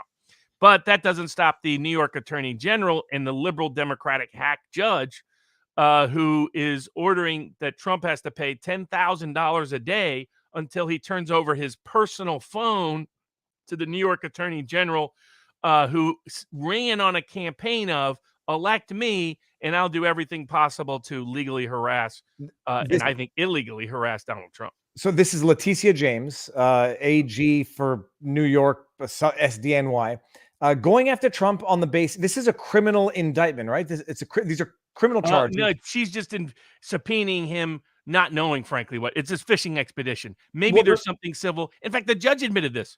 The judge said we need to push this as fast as possible because who knows what might be there. That's not how we're supposed to be issuing subpoenas. But into his personal phone, he had to turn over his personal phone to have the whole phone imaged. Are you kidding me? But I thought the basis of this was that Trump allegedly misrepresented the finances of various of his companies in order to. But she has a limited discovery to those items. The subpoena covers, literally ask for his entire phone to be personally imaged and his entire phone's records, digital records, be given to the Attorney General of New York. Or he'll pay $10,000 a day until he does. But what's the context of this procedure? The $10,000 a day is defying a court order in the context of what? Is he being contempt? Say it again. Well, contempt. The court has found him in contempt of the court, and to purge the contempt, he has to pay $10,000 a day. And this is a pattern in New York courts of abusing its discovery controls. And we'll get to a ship case later on about we impose far more limits on discovery and aid of foreign courts than we do of discovery and aid of our own courts. It's extraordinary. If it's a South African court or a Bangladeshi court or a court in Nevis, then we impose meaningful limits on it, but not here in the United States. Demanding his personal phone, one, finding him in contempt is nuts. Second, finding him in contempt without a full, proper evidentiary process is also nuts. Imposing a purge of $10,000 a day under the circumstances is nuts. And requiring he turn over his entire personal phone for what's supposed to be a very limited financial inquiry is also nuts. Because bear in mind, I read the decision or the judgment. I mean, the bottom line, he did turn over. He answered the questions. He says, I don't have these documents. And the judge faulted him for saying, you did not affirm that you did X, Y, and Z to confirm that you don't have these documents. You didn't specify who did the search for what documents. And this is never imposed on other people unless you're named Alex Jones. This is like, in other words, they're claiming certain things exist that things that don't exist. And so their rule is, okay, well, we want to prove, you have to prove that doesn't exist, which has never been the standard. You either produce or don't produce. And to say, no, you have to prove that it doesn't exist by producing all of your entire computer, your entire laptop, your entire phone is ridiculous. This is abuse of discovery power, but the New York judges love to abuse their power. And this liberal judge has been part of the judiciary in one way, shape, or form in New York for like 30 years. You can look him up on LinkedIn. The guy's he's got liberal nut job tattooed on his forehead. He's issued other crazy rulings in the past. This is just, and you can read that opinion and you read a judge who wants Trump nailed. It's very obvious. He barely disguises it. So Trump has a nutty judge in New York with a politically contaminated attorney general. And because none of the courts will intervene in this obvious politically motivated, tainted prosecution and persecution of Trump and the Trump family and the Trump businesses, it keeks on going, unfortunately. Robert, before we get to the next subject, because it's going to be on the SDNY as well, I'm going to read 15 super chats real quick, just because I've been flagging the ones I don't want people feeling grifted, rift, or shield. Do you know what Kristallnacht and the boycott of the Jewish businesses had in common? They were not supported by the people. The former was a breach of law and order. The latter, a breach of good sense. Yes. We're going to get into something about the this. Nazis never won a majority of the vote in a legitimate election in Germany. That's why they suspended elections in Germany. When Hitler ran for president, he lost by about 30 points. I'm reading. Well, this one's up for reading, and I think I've seen the picture of Christopher Freeland with a questionable flag, to put it mildly. You don't understand, Barnes. If we don't side with Soros, who will protect Lindsey Graham's laundry business in Ukraine? Or Hunter Biden's. Or Uncle Joe's. Thank you for the Ottawa streams. Glad you're safe. Yeah, it got hairy Friday night, but that poutine. Lobster bacon poutine, Robert. Delicious. Is there any kind of confirmation process for the individual leading the disinformation board, or is it just an appointment? J Mill, I love They that. just somehow appointed her. It didn't go through the senatorial process at all. It's one of the questions that have been raised about this new ministry of disinformation governance board. Sun blue. Someone said the left can meme by accident. Yeah. Citizen you want for a ministry of truth is a sad, pejorative view of humanity, insisting people are insufficient and flawed and not deeply autonomous. And anyone who saw the message I had with my friend from 2 years ago, where I said, he said, sure, the government overreach in the response to COVID is it's a risk, but people are such morons, they don't know how to behave. So this is the elitist mentality that people are so stupid they need government and experts. They need to life. govern you. The managerial class needs to govern you for your own benefit. There was one chat that I wanted to bring up. I'm glad they have finally formed this new body of government. Now we can start making acronyms for DGB. Also, we know exactly who is in charge of coming up with official cover story. Agree. I mean, that's why I thought politically it was a dumb move. They were better off hiding this than being so open and overt about it. Surely this board will report when information changes from disinformation to real information, i.e., I'll skip the first one and go to Hunter's laptop. Because, by the way, this woman that was appointed for this said Hunter's laptop was Russian misinformation. You could make it up, but it would be idiocracy come to life. Only animals I tend to dislike are humankind. I would rather spend time with an alligator most times than human. Well, alligators are predictive in their aggression. Humans, not so much. Can Barnes explain why the MSM coverage of the Covington? This is the question, Robert. I know your answer. I'm just not going to give it to you. I know what you're going to answer. Can Barnes explains why the MSM coverage of the Covington kids was defamatory, but Alex Jones's coverage of Sandy Hook was not? Legit question. Sure. Two different things there. One is 99% of what, because a bunch of people have been sued, Owen Schroyer, InfoWars, etc. Almost everything InfoWars itself published said that the incident happened and didn't defame anybody. Their only allegation is that Alex Jones, in about 7 minutes of statements over 7 years in answers to people's questions, that was not well published at all, raised questions about what happened at Sandy Hook. He never referred to a single plaintiff by name ever. Historically, the constitutional requirement under the New York Times versus Sullivan is that if you're going to lie about someone, it either you have to use their name or it has to be obvious you're referring to them.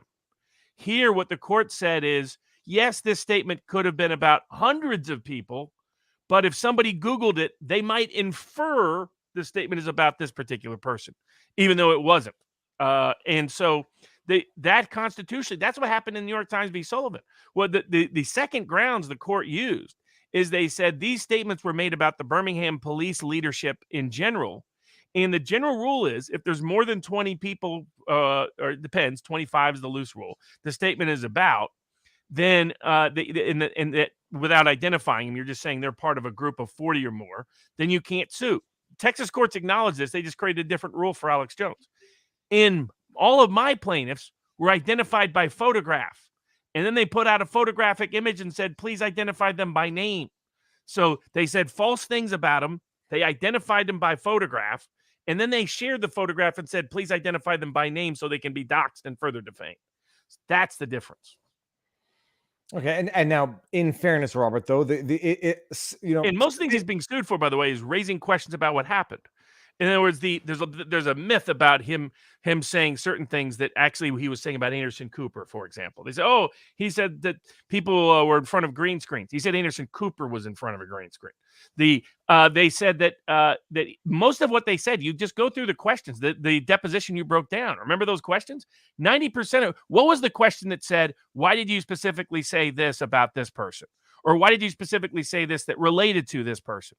And almost none of the questions were that. They were, how did you dare challenge what happened? How could you dare say it was more than one person? How could you dare say that the investigation might? 90% of the questions were about whether or not the incident happened the way the media covered it. It wasn't about whether any of the individuals suing him did any, where he said this person is a bad person for X reason. And it was a false. There's no false statements of fact about a specifically identified individual. That's what's supposed to be required for defamation. Well, and just to push back a little, they're going to say okay, they're not specifically identified, but we know who you're talking about. So the quote that everyone runs with. You notice there are almost no questions along those lines, right? Well, but the only you Google it, you're just going to see article after article saying he called them crisis actors. Now, and then you dig in and you find out, you read the actual complaint or listen to the deposition. There's almost no questions along that line. Why is that? Why is it they spend hours deposing him and there's almost no questions along those lines? Maybe it's because everybody's been lied to by the media about what actually happened. So there's statements he made that he has later apologized for because they raised questions about what happened at Sandy Hook that these family members and others were offended and upset by. The legal theory they're bringing is totally novel. That says if you voice a theory that's against the governmental narrative that upsets people that have some relationship to that event, they can sue you for the emotional distress. That's never been allowed before for obvious reasons. This means anybody who spreads any message that's against the institutional narrative that upsets anybody connected to the event can be sued into oblivion. That's the precedent they want to. That's the real theory of their case. It's not the crisis actor component. That's a small component of their case. It's not the core of their case. And I'll just to answer that question as well. CNN, what's her face? Elizabeth Warren, Deborah Holland never apologized, never retracted. And they made specific statements about people identified by visual. So they were specifically identified individuals. You don't have to be identified by name. You can be like Johnny Depp, and they know that Amber Heard's talking about Johnny Depp, right? But you need to be specifically identified. You can't be a group of 100 plus and nobody knows who you are. Like I sued for the people that are in the photo and on the videos. I didn't sue for people that were not in the photo and not on the video because I don't think they would have a claim. So that's the difference. And so, like, for example, Kentucky Fried Chickens, somebody said terrible things about Kentucky Fried Chicken. Yep, that was the Kentucky Fried Chicken, a franchise sued. And they said there's too many Kentucky Fried Chickens. Nobody knows which one they're referring to. So that's the general rule. And the usual rule of thumb goes back to an old New York case where they said when you said something about a part of Macy's that has less than 25 people in, they can sue because somebody might think that one person was one of the 25. But the statement you made about the department that had more than 100 people, too many people for anyone to think that specific one was it. That's the loose rule in America where we've come up with. And it floats between 25 and 40, depending on the court. But the Alex Jones case was the first case to say no. One, you can sue even without you being talked about at all. And two, you can be within a group of hundreds of people that somebody could have inferred it was you if they did Google research. Extraordinary standard just to go after Alex Jones. And that's the same sort of answer for the. And again, he's offering $500,000 for one vague statement made 2 years after the fact that none of them read or saw or heard, that none of them were apparently injured by, that none of them ever complained about at the time. And they're turning down $500,000. Do you think this case is about their emotional injury? Do you think this case is about their moral justice? Or do you think this case is about making sure people who challenge the institutional narrative get bankrupted for doing so? Yeah. Well, and the specificity of the allegation of the defamation when Jim Watson says we don't, no racism, homophobia, yada, yada, for the protest, too many people for any one person to say he was talking about me. Now, Robert, I don't know what's going on here. Joshua Powell says, can you unmute me on Locals Barnes? I genuinely think you need to talk to more real Ukrainians. My relatives are more resolved than ever to never surrender and never give up no matter what. Well, I'm sure that's true. And that's the reason why the Russians are going in. There was about a 30-year project to what Russia calls the anti-Russia project in Ukraine, that especially in the west of Ukraine, they deeply believe. But when you repeat dumb propaganda all the time and you expect me to pat you on the head for it, no, I'm sorry. I don't respect dumb propaganda, and Ukraine spreads more dumb propaganda than almost anybody. Okay, now that was the big parentheses. Getting back to SDNY corruption, Robert, we had her on last week, Ariadna Jacob, who's suing the New York Times for defamation. I never understand why they're suing in the Southern District of New York, seeking to apply California law. I mean, maybe you know, maybe you don't know, but why would this suit not have been brought in California to begin with? I assume her lawyers made that choice. I mean, what is you feel pressure to sue in New York because the New York Times is in New York. So I encourage people to bring the suit elsewhere. But, look at Devin Nunes. He brought the suit in Virginia and they kicked it to New York. And then they said he couldn't sue anywhere. Right. So, I mean, it's tricky. You try to, personally, don't recommend ever suing in New York for anything. You know, I'm counsel to Dustin Heiss in the Don Lemon case, but I didn't bring that case. I just took over the case. So I'm not a fan of cases in New York. Now, I'll probably be suing Radio City Music Hall and maybe Madison Square Garden soon related to vaccine mandate issues. And those cases will probably have to be in New York. But I hate suing in New York because the courts are very unreliable, even though I've had success in New York. But I'm not a big fan of it. But her case is really a strong case. Taylor, like different people asked questions about why we interviewed her, and I understand different people aren't big on the influence. I'll say this though: everybody commenting on social media, complaining about social media, I kind of say that's a little ironic, right? You're on social media complaining about social media. Okay, all right. It's hypocritical. I will say it's hypocritical. And it is. The idea, railing against influencers. I mean, influencers are it's sponsored posts. It's paid advertising. They're PR people. I mean, everybody. And what they're mostly doing is helping little people break through so that big people don't control it. So I don't have a problem with it. I get people don't like that space. Generational. I don't understand it. I have no idea. I'm never on TikTok. I have no idea what that thing is. I have my issues with TikTok. I think it's mind-numbing. I'm rarely on Instagram. I was never even on Facebook. I didn't know what Twitter was. I just got it until 2016. Got on it because I was trying to figure out the Trump vote to make a bet. So, you know, I understand people not liking being big on social media, but I don't get the moralizing exactly. But I mean, her story is the American dream story. You have someone that's an immigrant from Mexico. Her father dies when she's 2, makes it on her own by herself, self-educates, self-trains, self-starts to create a little business, going up against some of the nastiest, most vicious people in Hollywood. And those are some of the nastiest, most vicious people in the world, and winning and succeeding and helping ordinary people achieve their dreams.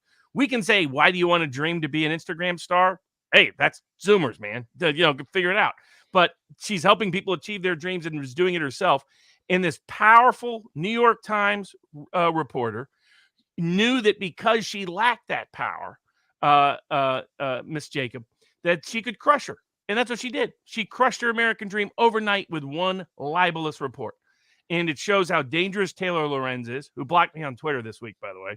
So that means I'm going to be tweeting and commenting about her every day now. You're good, Robert. There's going to be a hit piece on you. I mean, she's got a long line. There's people that have real hits out on me, and they're not pieces. So I have no concern whatsoever. So get in line behind a bunch of 3-letter agencies. Taylor Lorenz. So, but what she did to Adriana was just vicious to someone who's an American dream story. I looked at the case. I looked at the motion paperwork. She should win. Now, the judge is an Obama appointee. So that's the question. Can an Obama appointee in the Southern District of New York hold the New York Times accountable when they deliberately, maliciously, malevolently lied and libeled like Taylor Lorenz did in that case? I mean, lied at multiple levels, lied in multiple directions, lied in multiple ways. She should win. She should get into discovery. The New York Times should have to face a real verdict from a real jury. Because of what took place, if the legal system is up to snuff. And we're going to find out whether the Southern District of New York is capable of holding the New York Times accountable, or are those judges too intimidated by the New York Times to hold them to the same standard they hold everybody else? It's going to be the perfect segue into the next question. But before we even get there, first things first, how is a New York court going to apply California law? That's the one. Oh, that happens all the time. Okay, I mean, it's nuts because like the applicable law is that's what happened in the Nunes case. The New York court applied Virginia law. Yeah, in Canada, typically, unless I misunderstood law, the applicable law determines jurisdiction. You don't want Quebec. Not in the states. In the states, a state court can apply another state's laws. A federal court can apply another state. It happens all the time.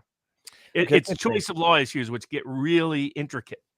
And then you have to call in experts on California law to come and testify before the New York courts. Her lawyers made very good arguments as to what because the judge is a legal expert doesn't require an independent expert. They just become apprised of that state's laws, and Ms. Jacobs' lawyers made very good arguments about this is about a California plaintiff, a California published story concerning California residents, concerning California law, concerning California cases in courts and other California consequences, and they detail how Taylor Lorenz, for people that don't know or didn't watch the sidebar, Taylor Lorenz had a contractual relationship with UTA.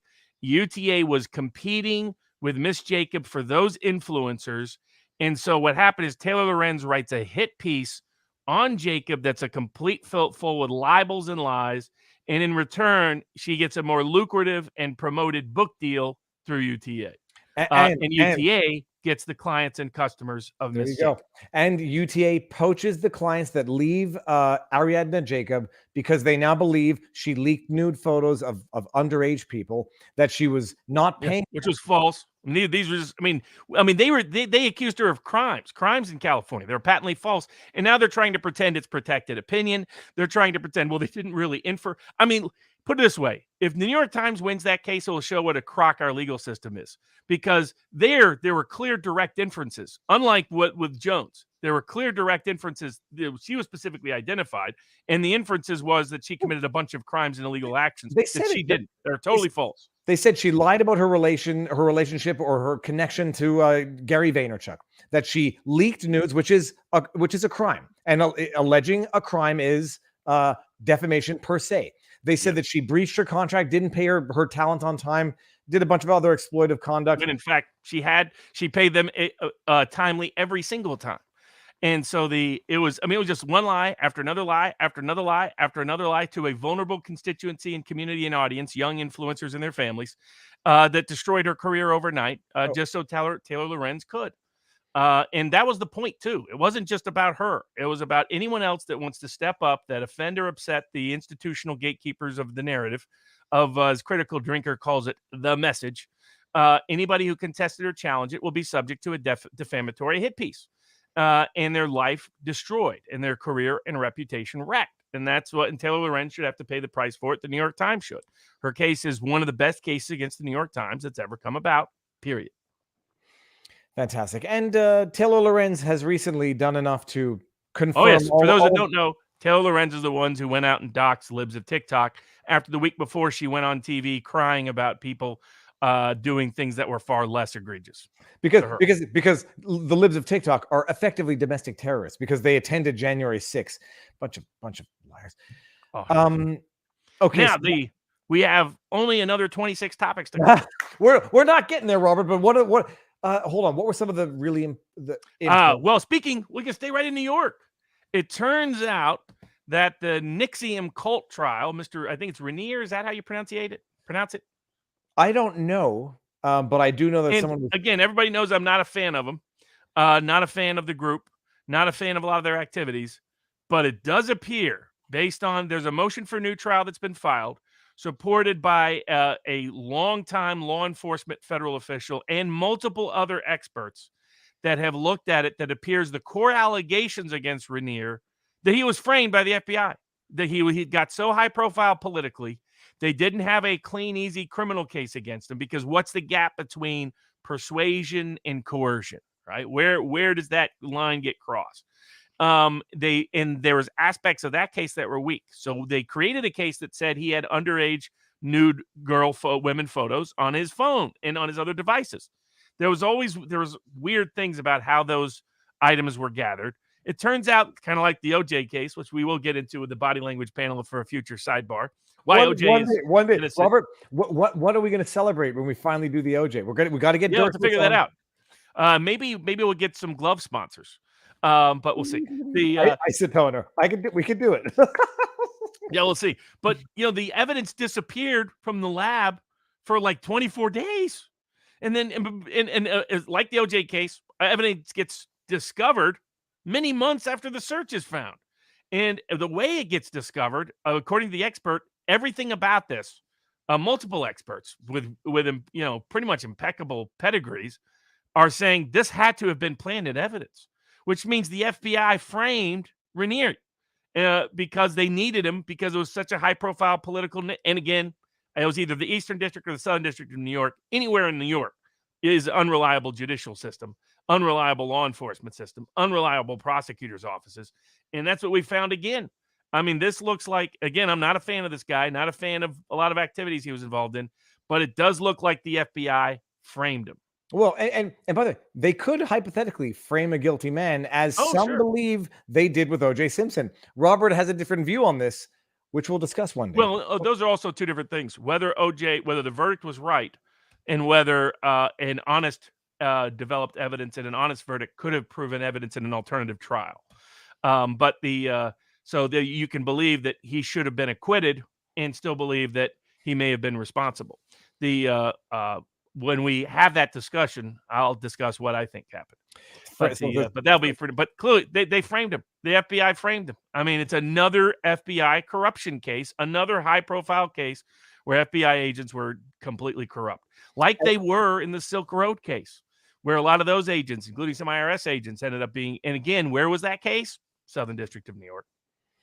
No, it's like, and the thing is, I know I have an opinion in my head, which is totally baseless, just because I know what I think of cults and I know what I think of people doing things with underage people. They may have framed a guilty man. Now I also know what I think of the FBI, given what happened in the Whitmer case, and they might have framed guilty people. But if you have to frame a guilty person to get a conviction, you're doing it wrong. So it doesn't. Kind of like the man, I'm going to get this dude's name Rafikian. wrong. So, yes, thank God. I had no way to pronounce that name. Well, in NXVM Nexon, whatever it is, he's made a motion for a new trial, has not yet been granted. Rafikian, it's Bihan Rafikian, who is Michael Flynn's corrupt, what was it? A FARA lying, foreign agent. Another, because of the government's absurd interpretation of the Foreign Agents Registration Act. Again, almost nobody's ever been prosecuted in the history of this statute. The statute's notoriously vague. I think there's constitutional problems with it, but it simply didn't. Flynn committed no crime, and his associates committed no crime. And what happened is initially the judge allowed the jury to hear the case. The jury determined that he was guilty because that's juries. Well, stop there. The jury, and it's not to say a jury of peers are incapable. There's certain things that maybe should not be left to a jury decision. This case shouldn't, because the judge thought that legally he didn't commit the crime, period. And that means you're supposed to give him a directed verdict. He didn't. He let it go to verdict. After the verdict, he set aside, said, that there really isn't good grounds for this verdict. And again, the big legal issue was the government's theory was that if you do something that benefits a foreign government, you're an agent of the foreign government. That has never been the law of agency in the history of the law of agency. And so it was always a dangerous interpretation. That would mean they could come after any of us on grounds, hey, you're saying this foreign government is saying this, and whenever that foreign government is politically disliked, all of a sudden they can lock us up because, hey, you didn't register as a foreign agent.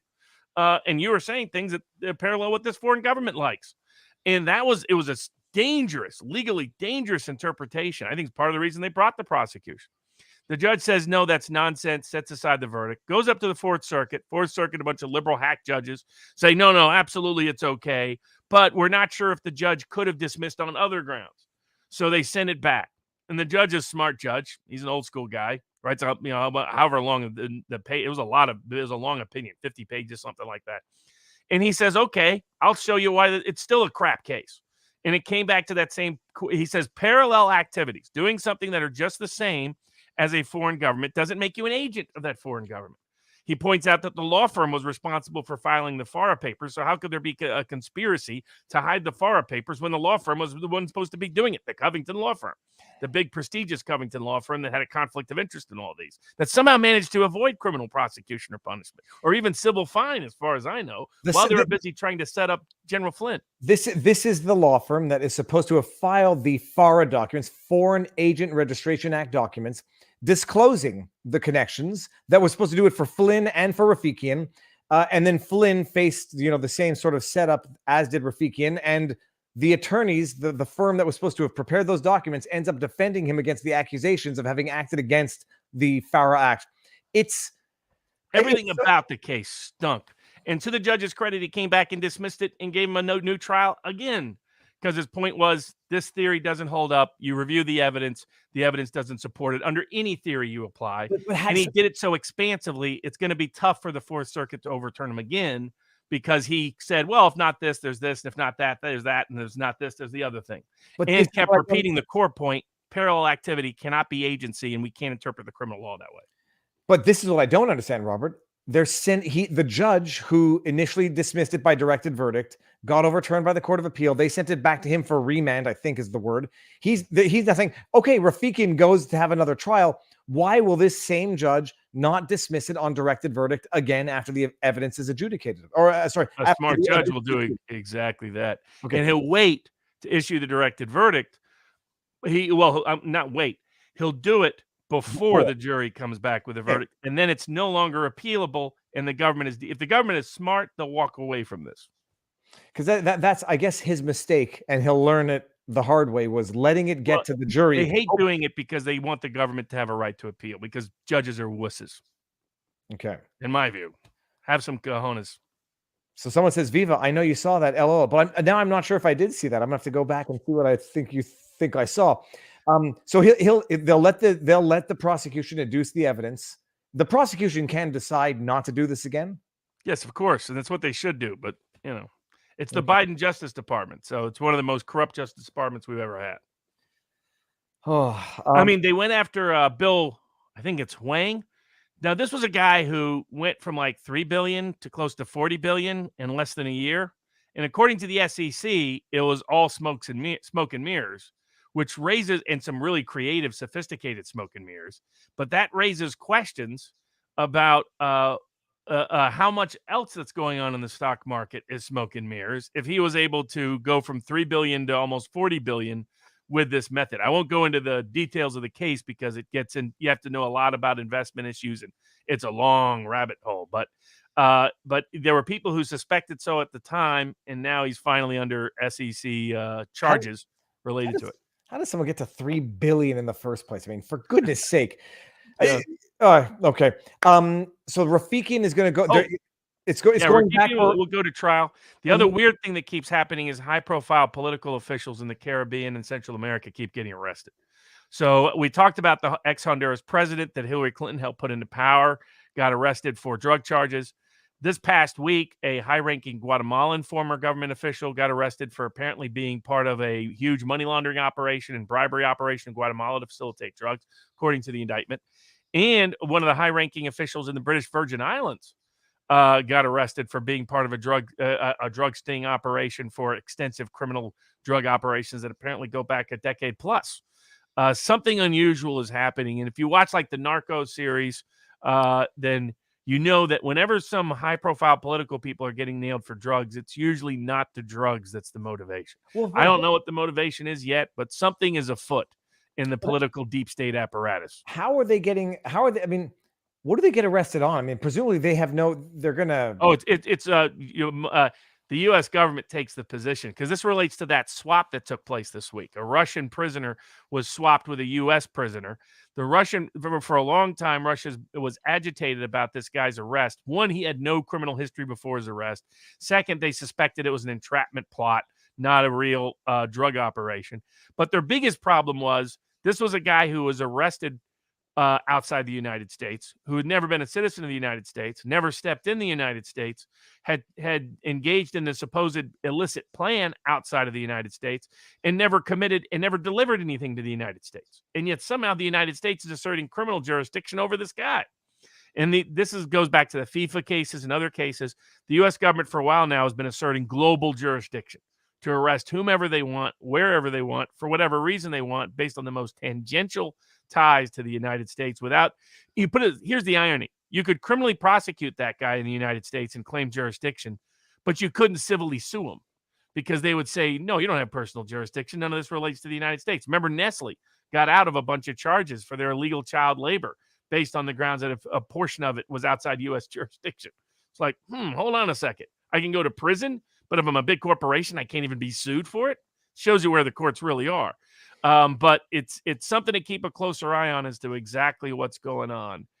Because usually when they're moving players around the drug table, it's to move some other players into the drug table, not because they're deeply concerned about drug problems. This is the 4D level strategizing on politics that I'm going to have to digest this for the rest of the week in order to know where you're going with this. Hey, I wrote a memo for the Chicago outfit years ago when they're about to get hit in Chicago, not because I was not their lawyer, a friend of a friend. Let's put it that way. They asked for a favor, and kind of person you don't say no to for the favor. And I laid out what I thought was happening in Chicago. It turned out precisely right. That will be a future hush hush at vivabarneslaw.locals.com. Robert, what do you think of the Chauvin appeal? I mean, I think I know what you've said at the time, and I don't think it's changed. I still believe the same thing, which is that there's serious problems with the legal charges in the case, serious problems with how the jury was handled given the protest and the riots. I don't know whether the Minnesota court, this is a good transition. I don't know whether the Minnesota court has the braveness necessary to clarify the law because his name is Chauvin. Maybe because of how much time he's already doing on the federal side, they will do the right thing on the law. The Minnesota Supreme Court did clarify a key issue of the Minnesota Court of Appeals that screwed up on a criminal law, which is that basically there was a peeping Tom law in Minnesota. And, I really understand Nick Rekieta's chat now. Nick lives in Minnesota, and apparently it's okay to be a pervert if you're a pervert that's invited in like a vampire. So what happens is this guy gets invited in, dates the chick, then when she's asleep, uses her phone, take a bunch of photos of the chick, and uses her phone to text his own phone. Apparently he's too lazy to use his own phone. Whatever, maybe his own phone was out in the who knows, out in the lobby. Then she wakes up and she's like, this pervert took photos of me and sent it to his own phone. So she calls, they arrest him, but they arrest him on the peeping Tom statute. And you'll like this, a camera guy. They said what do you call it? Aperture? Is that how you pronounce it? They said the aperture, you can clearly read the statute. The statute's a peeping Tom statute. You go onto somebody else's property, you look through the window or something the equivalent of a window, and they use the language aperture to take photos of someone that invades their privacy. It's a misdemeanor crime. But it's a peeping Tom statute. Doesn't apply if you've been invited in. They pretended the word aperture referred to the camera, not referred to a window or looking in. And the Minnesota Supreme Court came in and said, look, we all know, okay, what this guy did was sleazy. It's just not illegal yet in Minnesota. We got to interpret criminal laws consistently. And the criminal laws did not make this a crime at the time. He wasn't a peeping Tom because, like a vampire who can kill you if he's invited in, he was invited in.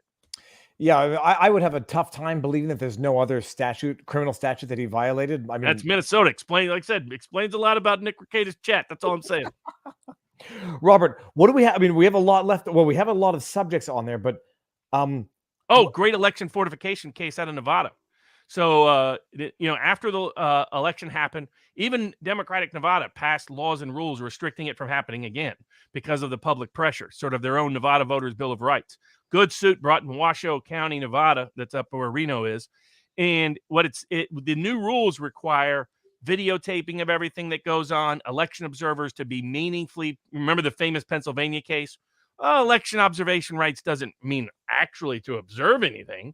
I mean, only the Pennsylvania Supreme Court could come up with that gibberish. Well, you could watch it on a screen from 12 feet away, and yeah, which means you can't see what's going on, right? Or remember, Philadelphia, they actually blocked the screens. Remember, they blocked the windows. The famous place where they blocked the windows. But even that was somehow observation. Well, observation doesn't mean you're in the same room. What a joke! I mean, so there's meaningful observation rules, meaningful video recording rules. A lot of the Nevada election officials are going slow at administering it. So smart lawyers are bringing preemptive legal action to say we want a court order that requires them to make sure they're video recording everything. Video cameras are available for everything that needs to be recorded, and that observers have meaningful participation rights, which means they're within 2 feet, which means they can see everything that's going on. One of the things they highlight is signature matching in particular. So efforts to prevent election fortification from happening again. Very good suit brought in Nevada. Other people should look at that in other states where good laws have also passed. But now so the midterms are coming up in when? In November? So the primaries, they brought this suit in lieu of the primaries coming up, but you have a primary on Tuesday in Ohio where J.D. Vance, who we interviewed here at Sidebar, is now the right favorite to win. Hopefully he'll prevail. All the warmongers and neocons are crying because he wins the primary. He's going to win the general. He's heading to the United States Senate. We'll finally have a senator with cojones. Any senator whose grandmother liked Clint Eastwood's Dirty Harry, so she carried his gun around even when she could no longer physically lift it, is a worthy United States senator, and an improvement over the Mitt Romneys of the world that currently inhabit and occupy that august building. So so summer coming up this as early as this summer. So we'll see. But good suits, we'll probably see more of them. In the same vein, there was a unique vaccine mandate case that came out of California, Ninth Circuit, unpublished decision, which I think is still nonsense.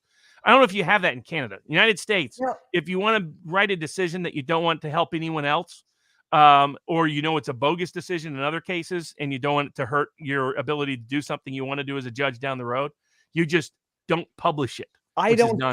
I don't think that I don't want to look stupid. I've never heard of that. And so when I heard of an unpublished decision, it's like sometimes you have like procès verbal, like PVs, minutes, and they're irrelevant that they don't get picked up, but they could still have binding precedent. They're not irrelevant in the binding sense. So I didn't understand that what an unpublished decision is, but I hope I just didn't misunderstand something about Canadian law.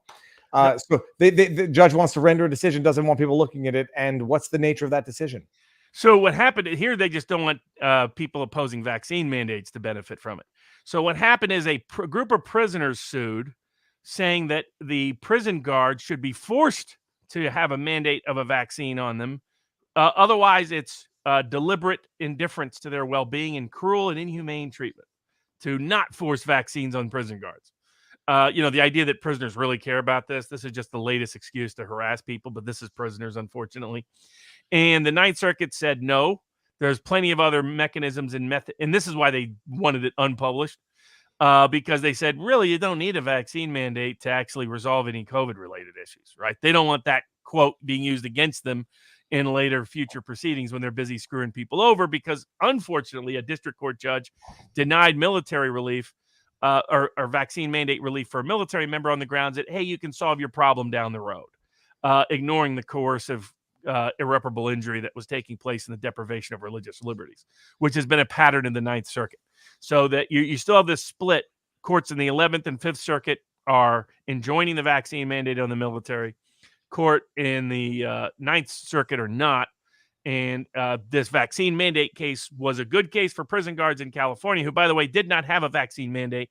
Some believe because they made a big donation to Governor Newsom, and he carved them out of his otherwise vaccine mandates at the time. So but a win is a win is a win, and that was good, even if you can't use it for binding precedent because they unpublished the decision. That's preposterous. Here, I'm going to read 2 super chats that I flagged. Love you, Viva. Why is Justin Trudeau and his gang being so oppressive? My speculation is he's building up his reputation and resume for being a brutal one, for being brutal, so that one day he will take Klaus Schwab's position of the WEF. No comment. No comment. Hey, my boyfriend had a really tough weekend and got through it. He is incredible. Could you say hi, T? Hello, T. Hi, T. I was making sure that wasn't a trick. I was like, that can't be misinterpreted. No, I don't think so. That's Dragon. You should talk to Dragon's Tea. They should have a new tea called High Tea. High Tea. Now, Robert, before we go, I need you to clarify something for me. Like, I started listening to the book, The Gray Lady Winks, and you've mentioned it multiple times, and now I finally understood it. The New York Times downplaying Hitler and Nazism prior to World War II, where everyone in their right mind would say, why on earth would the New York Times do that? I had never heard of Durante, so I'm still learning. Why would they do that? And then when you realize, and you can elaborate on my superficial understanding, is that you had call them, anti-war types back before World War II. You had your business connections back before World War II. And you had the New York Times, which might have been as, I won't say anti-war because now they're not necessarily anti-war, but there were anti-war types then. And the way you avoid going to war is by downplaying the atrocities of the entity that you might have to go to war with. People had very strong financial ties, business interests with, Hitler and Nazi Germany that would get frustrated or interrupted with in the event that the U.S. had to go to war with Nazi Germany. And then downplaying the atrocities where there were incidents of young Yazidis going to shopping centers and beating up Jews. And then the way to make it look not so bad is to whitewash out, to read out of it all racial, ethnic motivation to the crime. In the same way, in Waukesha, it's someone drives a truck careens into, and you whitewash any political or ideological or racial motivation to that. Everything makes sense in hindsight. It's Kierkegaard's life can only be understood backwards, but has to be lived forwards. Robert, just elaborate, elucidate, clarify for the crowd. What would have been the New York Times, a Jewish-owned business? What would have been their motivation to downplay the Nazi atrocities, to protect, to run cover for Hitler? Well, essentially you had it well determined, as described in part in the book Managerial Class on Trial, amongst other books, that you had sort of a class of people of which the New York Times was representative of and an advocate for, which was this new managerial class, professional class, clerical class, bureaucratic class, use whatever label you want, but of a certain group of people who wanted to run the world. And they were competing amongst themselves for their, it was either going to be bureaucratic corporatism in the West, it was going to be fascism in Central Europe, or it was going to be communism in Eastern Europe. And they basically defended all three groups for the most part. The New York Times hid evidence about the horrors and tragedies of the managerial class under Stalin and the famines that it was occurring across all of the Soviet Union multiple times. Hid as well the horrific evidence of what was taking place by the fascists in both Italy and Germany and other locations, because again, it was another variation of managerial class control and power, and was doing the same for corporate liberalism for the most part in the United States, and bureaucratic liberalism. This sort of empowerment of a new bureaucratic class. In fact, they would come up with stories as to why the working class political machine or something else was corrupt. But what they were proposing, them taking over those same services and having permanent political protection and immunity from the democratic process, was somehow good.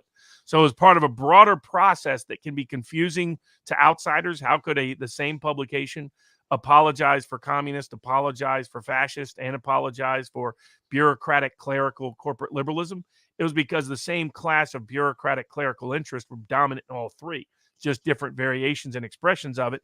And in the college campuses that those kind of reporters and writers grew up in, and particularly the editors grew up in, were the places where they went back and forth themselves. Should we do communism? Should we do fascism? Should we do corporate liberalism? The option that maybe we should do none of the three wasn't broached. And anybody who was such a populist, a Huey Long, a Big Jim Folsom, the America First folks, Gerald Nye, other people, those were the ones that were routinely and ruthlessly attacked and defamed and destroyed. So it's about protection of their own class interests that trumped everything else, even trumped ideology. And we're seeing aspects of that now. Speaking of, we'll mention two last brief cases.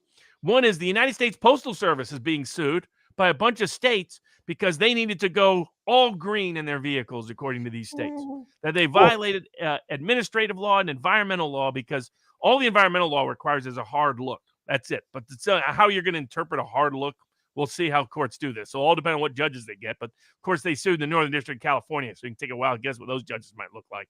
But they're saying the U.S. Postal Service broke the law by not using all environmental vehicles. And so it's like the industrial engine is the great threat to the future of the environment and people across the country, according to these liberal attorney generals. And then conservative attorney generals filed suit against two different immigration rules announced by the Biden administration. Their Title 42 suit that we talked about last week has already won in court initially, said that the Biden administration can't reverse that for the time being, can't take it away. And they're also trying to impose rules that would basically change who's allowed in, who gets, it's already being sued who gets sent to Mexico. It's already being sued whether you factor in whether they're coming from a pandemic infected country. But now these suits are about, for people outside those categories, do they get released or detained? Do they go through an expedited process or an extended process? And the Biden administration is liberalizing all the rules to allow them, as few as people as possible, to be detained, for the process to be as extended as possible, and to shift it from immigration law judges to their more politically friendly appointees at the agent level in the immigration services. So additional lawsuits have been filed by conservative attorney generals saying this violates the immigration law. This violates the Appointments Clause of the United States Constitution. And once again, because they didn't go through notice and comment, which is typical of the Biden administration writ large, violated the Administrative Procedures Act. We'll see what happens to both cases. All right, fantastic. Now, Robert, hold on. I was going to say one thing before I forgot. Let me read 3 Rumble rants, which I believe are from the same individual, but I'm going to thank you anyhow. Hamartix on Rumble says, is Amber Heard Cockney rhyming slang? I don't know what that means, and I think I might be in trouble. We got C20 Man says, Barnes, for the likes of the good, Governor Huckabee and others who think we should be forced to verify our identities on social media, can you tell us all how Common Sense was originally signed? Oh, by Thomas Paine. So they're referencing the book. What this is some people want there to be no anonymous social media accounts. And the grounds is to avoid the problem of trolling. There's ways to avoid that problem without requiring public disclosure of that person's accounts. And the reference is to the fact that Thomas Paine, a lot of his writings were initially anonymous. I mean, this was true of both the Federalist and the Anti-Federalist during the debate of the Constitution. It was a lot of the writing was anonymous writing. So there's always been value, constitutional protection to anonymous writing. And Elon Musk said today, we need to have a balance between the problems that anonymous accounts can create without giving up anonymity as a key privacy protection for free speech. No, it goes. I think Rumble does it well, Yeah.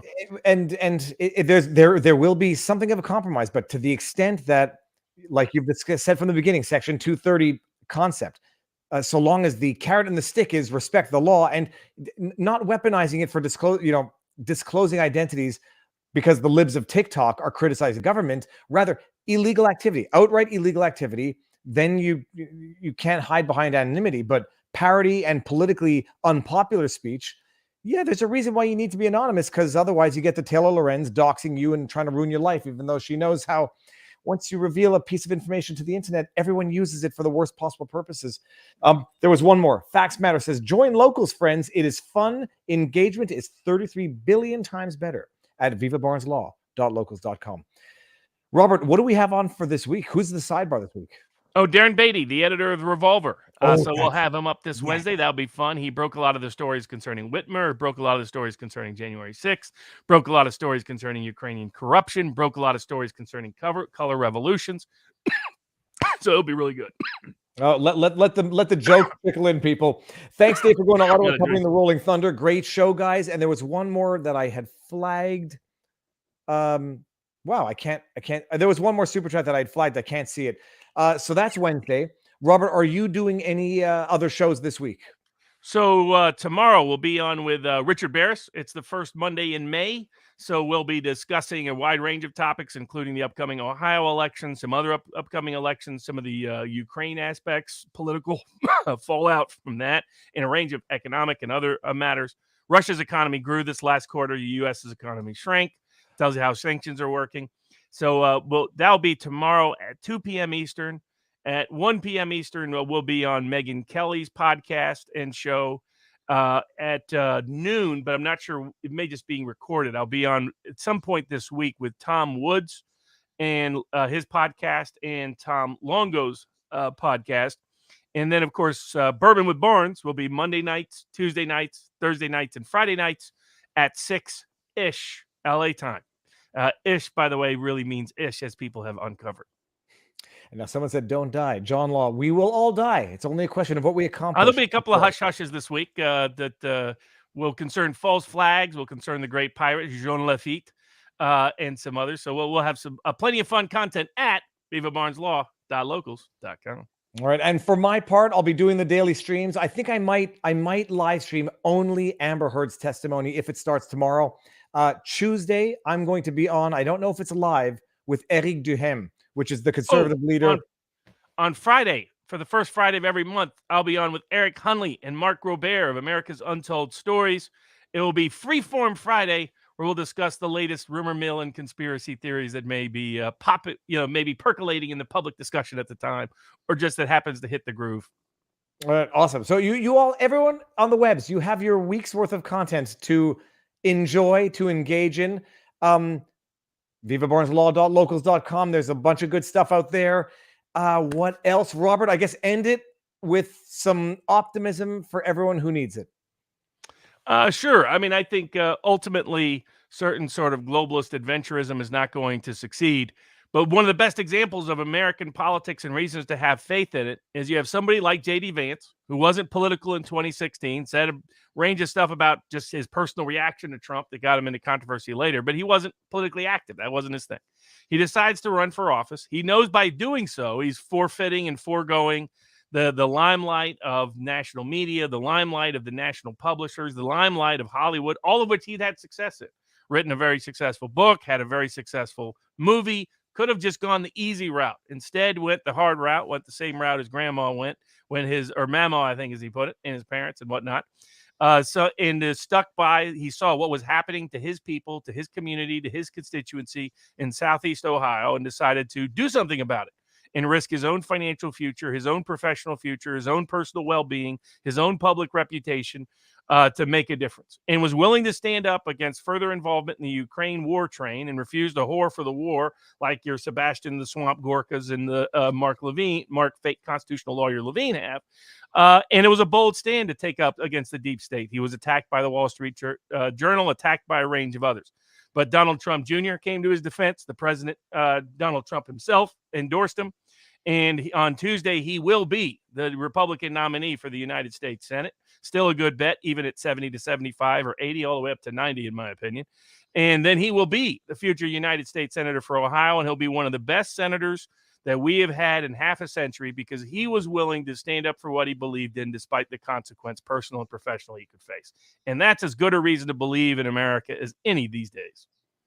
And everyone should read his book, Hillbilly Elegy. I'll send the link around afterwards in chat, in Viva, on Viva Barnes and community. Robert, amazing as always. Everybody, you know where to find us throughout the week. It'll be another great week of content in the sense of information. Robert, stick around. You and I will say our proper goodbyes. Everyone in the chat, thank you for everything. Rumble, thank you all. Super chats, Rumble Rants, thanks for the support.